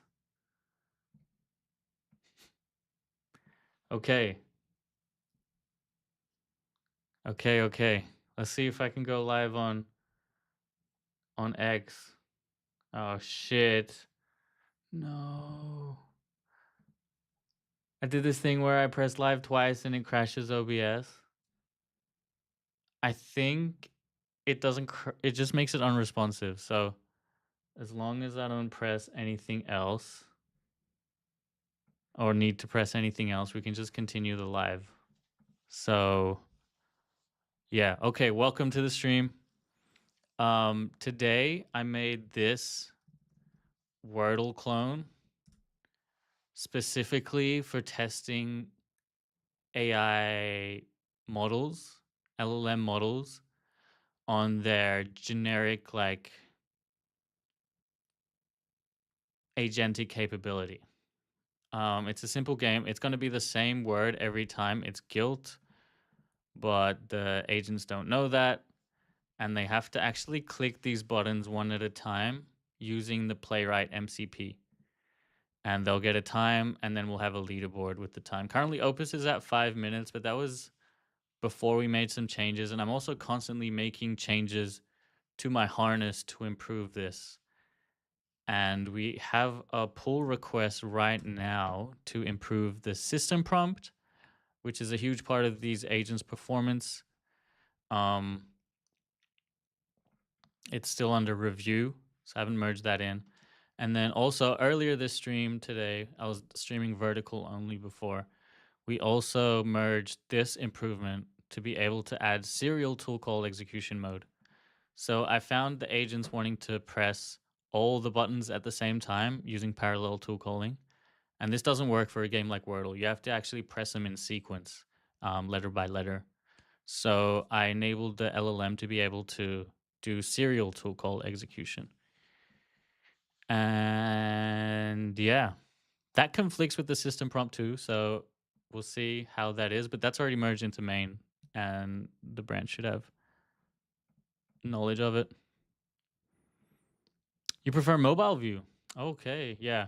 Well, the thing is with this desktop view, it's not a full 1080 desktop. It's actually just the mobile view expanded a bit, I guess. But yeah, my my OBS has crashed. So it's really interesting actually what we're gonna do from here. I can't change scenes, I can't mute, I can't see the audio levels. But we're gonna continue. I don't want to restart OBS. It'll likely break stuff. Oh shit, and I just realized we don't have Twitch chat up or For LinkedIn and X chat, I don't think I can even get that. Good thing we're here on TikTok. No, even TikTok is linked by OBS, dude. Today, yeah, it's all hanging on OBS. Oh shit, I am live. Hell yeah. This is so far behind though. TikTok is like, yeah, a whole minute behind. Or maybe not a minute, like 20 seconds. I don't understand the game you made. Which game? Wordle? Oh, you mean you've never seen Wordle before? I didn't invent this game. It's just like you have to guess a word. And yeah. But the reason it's difficult is because there's not like a one-to-one API for my agents to play this game. They have to analyze the screen using a tool call and call, like, pretty much just tool calling specifically. I want to give you guys a example. Oh, we now have a live context filler. Okay, now we'll actually be able to see the context bar. So let me show you guys Opus 4.5 attempting this Wordle bench.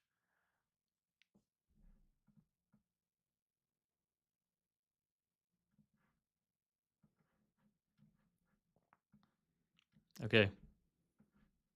I think I can do it here. Play Wordle. Oh, interesting. Okay, here we go. Opus 4.5, playing Wordle. And we're supposed to have, yeah, we have a context, wow, percentage and progress bar up here. So we can see how much of the context window is full. 4%, pretty good, pretty good. First guess, crane. I've seen that. Crane is a very common first guess for Opus. Kez with the heart me. Thank you, Kez. Appreciate you. Yeah, it's a test for LLMs, yeah. And my own agent harness. Okay. Last time I ran this, Opus did so many failed tool calls after this, it wasn't able to determine that all the letters were false.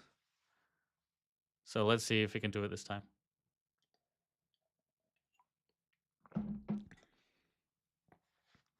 Okay, 6% context windows, really good.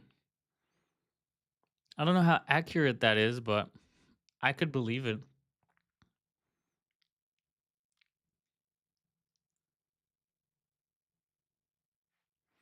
Salute. Yo, Kez. Welcome back, man. What you been up to? Damn, yeah, API network errors we've been getting as well.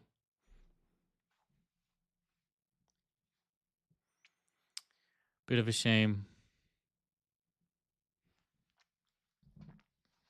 I'm eating a banana, so don't mind me. I wish I could like turn, I can't even turn the webcam off. Whoa, the banana is see-through. No, it's not, is it? Oh, it is. Look, you can see like, wait. Oh no. Is the featured chat stuck on, I think, mobile view? I'm so confused. Is the featured chat stuck for you guys?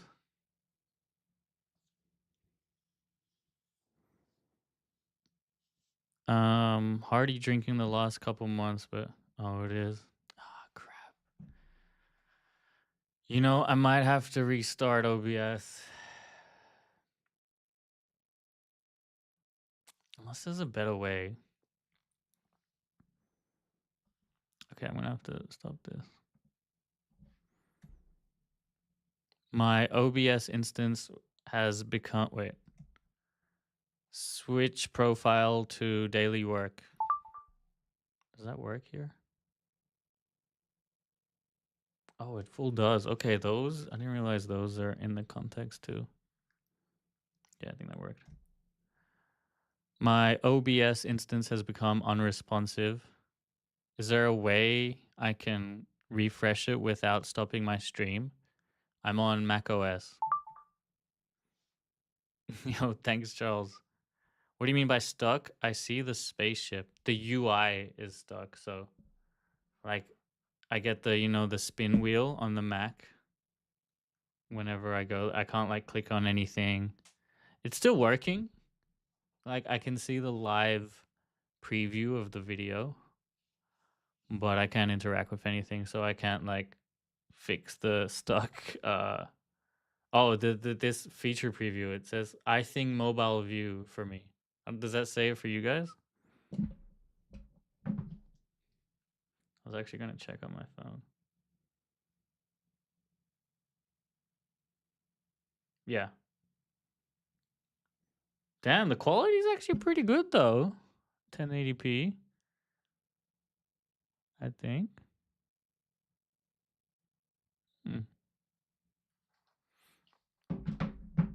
Yeah, stuck on that message. So, OBS. Oh, I was trying to run terminal commands. No, stop.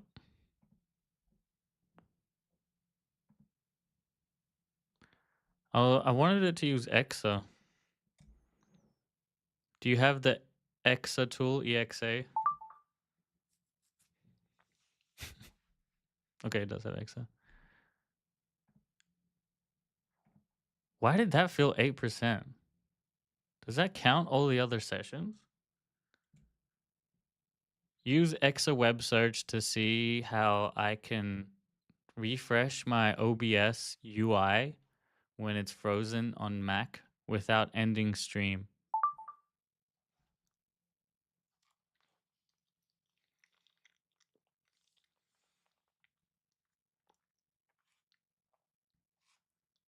Yeah, look at process is 12%. I think that's an issue.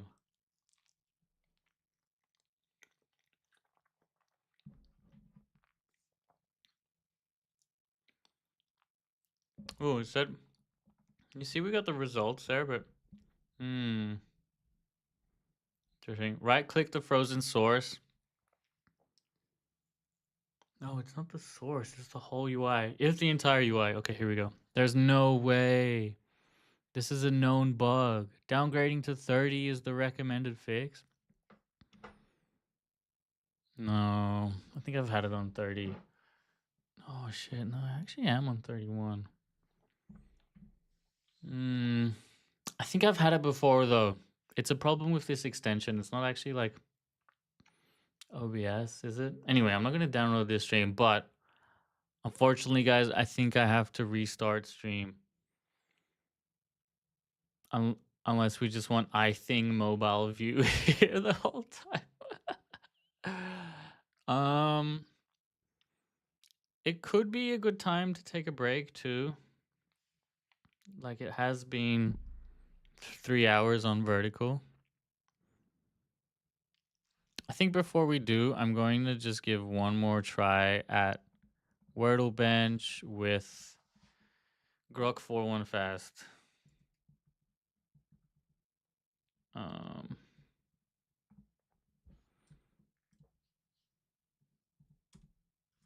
Gonna say it seems to also take into context all the other sessions when I look at one. The context window is really necessary for are the conversations of other sessions going into one LLM tool call?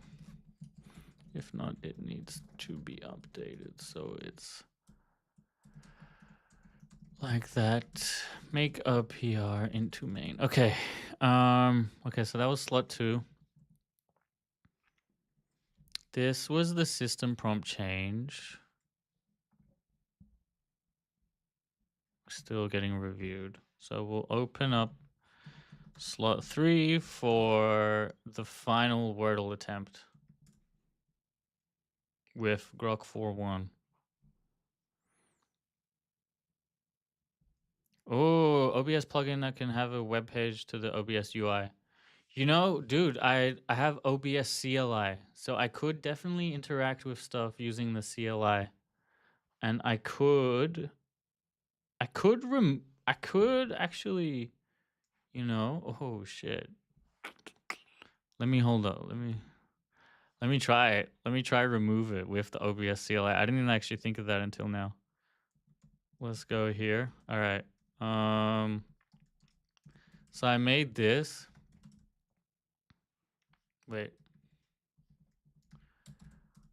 I'm gonna say research how to use OBS CLI to hide the source featured chat. Then do it. Okay, this could work. Let's see. OBS CLI like works through WebSockets, so I don't need the UI. So OBS WS CLI, I don't think that's what I'm using. Check the button. See which one I use in that.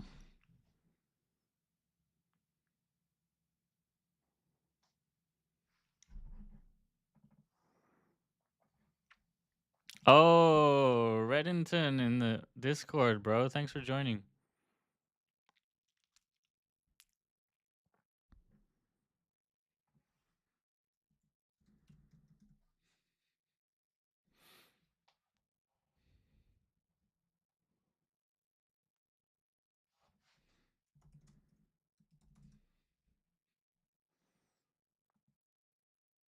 Did it work? The OBS CLI command to hide is that this feature chat has been hidden. Oh, it's in the no, it hasn't.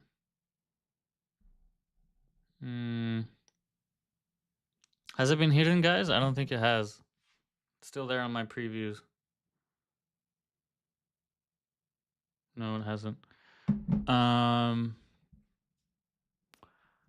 I can still see it. Can we debug?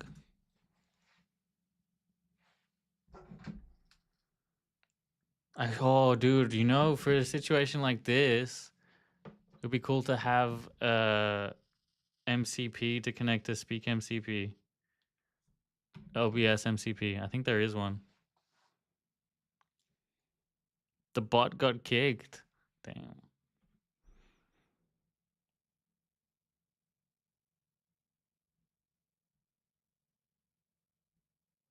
It's saying it's already showing.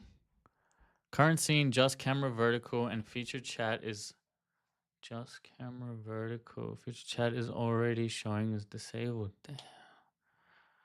The source might be in a different scene. You can hiding chat as well. Let's see, enable cat. Oh, actually, wait. Let's see. Oh, you know, wait. Hide, focus. Wait. Feature chat from focus right v scene. Yeah. Okay. Let's try that one.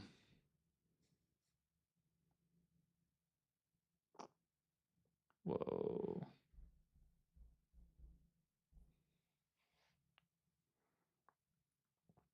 Roy Schill, yeah, dude, he's so good for OBS plugins. It's gone on the desktop view, but I still see it on mobile. Yeah. So the vertical scene, the mobile scene, isn't like part of the official OBS stuff. It's a plugin. So it can't actually find the scene. It's a plugin via Atom Vertical. It's a vertical scene. Can we do something about that? I don't think we can. So I might have to restart.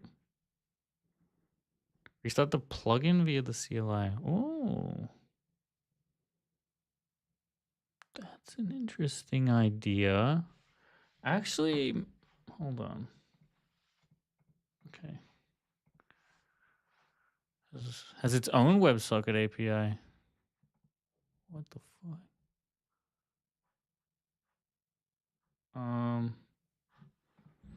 Can we reset the Atom multi-stream plugin via CLI? I don't know if I can.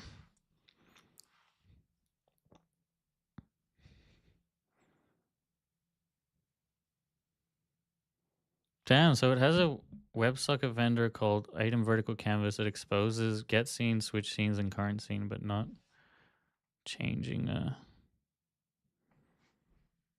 Okay, let me try this next prompt. Oops. Resume. This is just I can't believe I'm spending so much time, but I'm actually curious to learn about the capabilities of the CLI.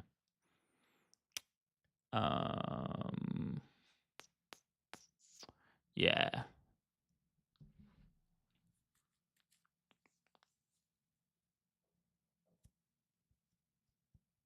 So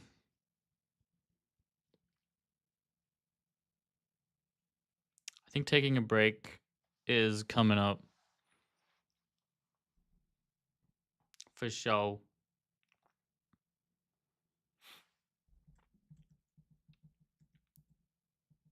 Still waiting on this PR change for the system prompt. That shouldn't be what's stopping us from doing Wordle. Actually surprised Opus can't do Wordle since we made the changes. Are we on Opus still? Yeah, we have been getting API errors. I'm gonna try, let's try Grok.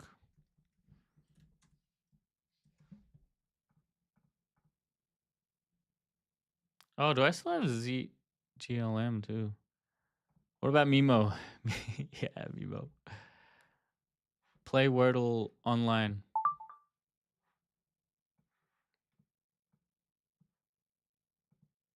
All right, Mimo V2 Flash.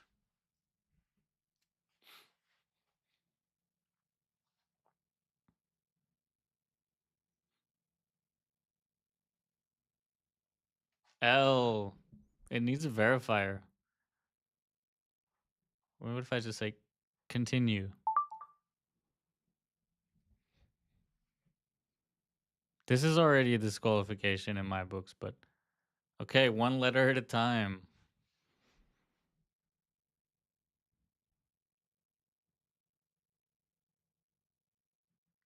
I mean, honestly, like one letter at a time, if it is fast enough.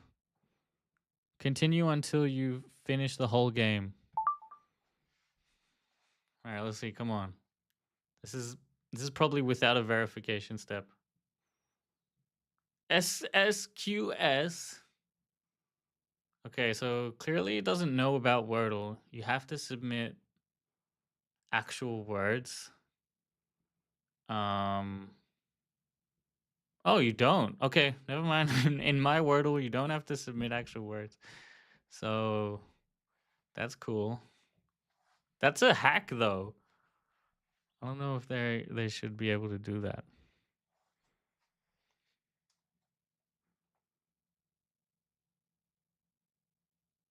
It could be easy. It would be easier if they could type the letters as input into the boxes. Yeah.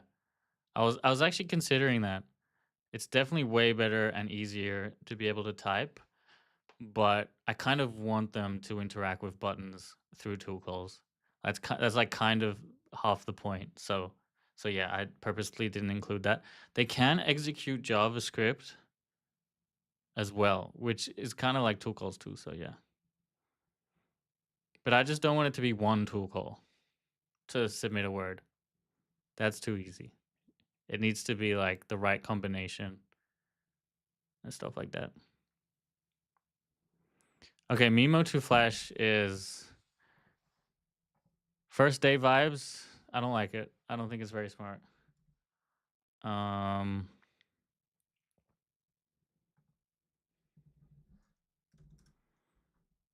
So, yeah. What happened with this? Ada multi-stream doesn't expose a WebSocket. Okay. Plugin. Okay. So, let's try a different model. I was going to try Grok 4.1 Fast. Famously, Grok 4.1 Fast was the first model for me to solve the actual New York Times Wordle. So I have high hopes for it, for Tech Friend Wordle. All right, Grok 4.1 Fast. Play Wordle online.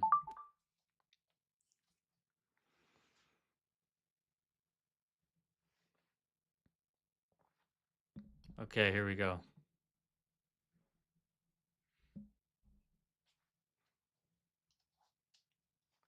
Maybe limit the ability to enter text in one box until the one before it has text in it.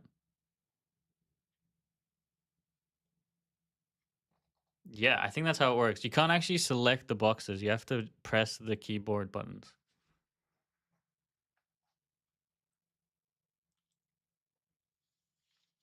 Let's go, Grok. That's what I'm talking about.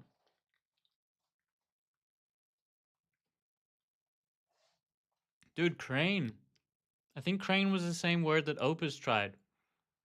Is Grok 4.1 Fast just a Claude distill? Probably.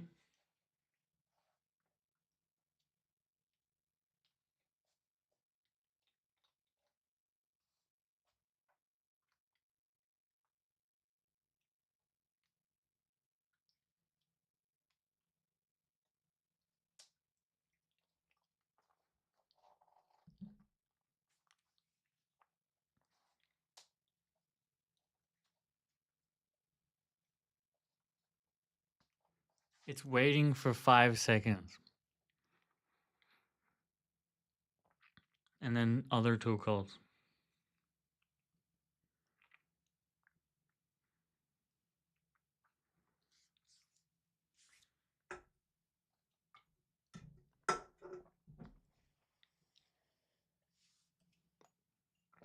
I did squats for Opus, so I'm gonna do actually I already did push-ups as well. What's a pull exercise I can do? I would say pull-ups. I don't have a pull-up bar. We'll do app. I'm gonna do dead bug. I think it's called dead bug.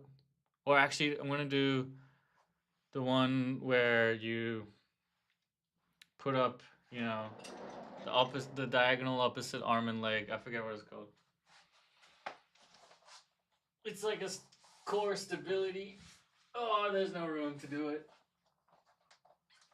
All right, I'm gonna have to do something off screen anyway. Oh, actually, no, yeah, I can't bring on the iPhone. Grok 4.1 Fast. Come on, you gotta be 5 minutes. A lot of failed tool calls here. I wonder the difference. I actually can't wait till we get the PR ready for the new system prompt change. So I'm really curious to see how different the agent will perform.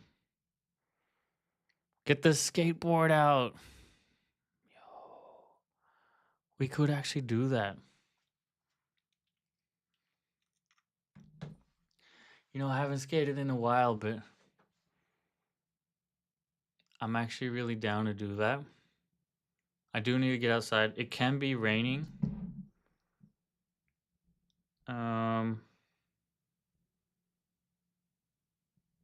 Let me try something.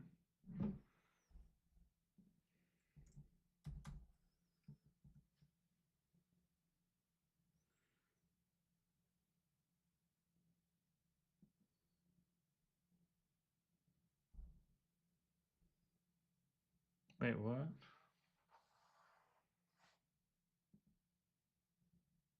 Oh, damn. Okay. I'm gonna try get my mobile.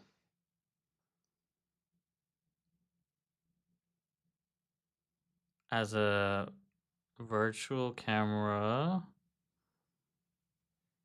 Wait, hold on. Actually, there's a better way to do this. Damn, what happened to the... What does this do? Oh, sweet, okay.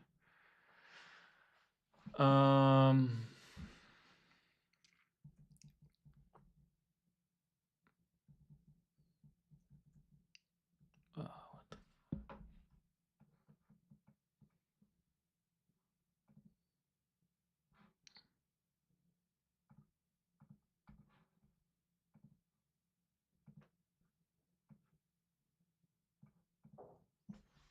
Oh, yeah.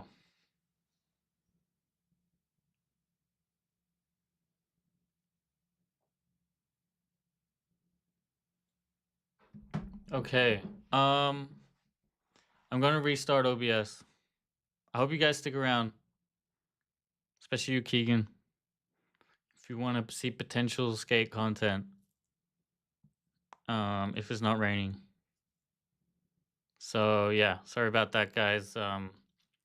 Restarting OBS will be on 5 minutes max. Let's see. Peace. Oh shit! It didn't even. Can't even close it. Force quit.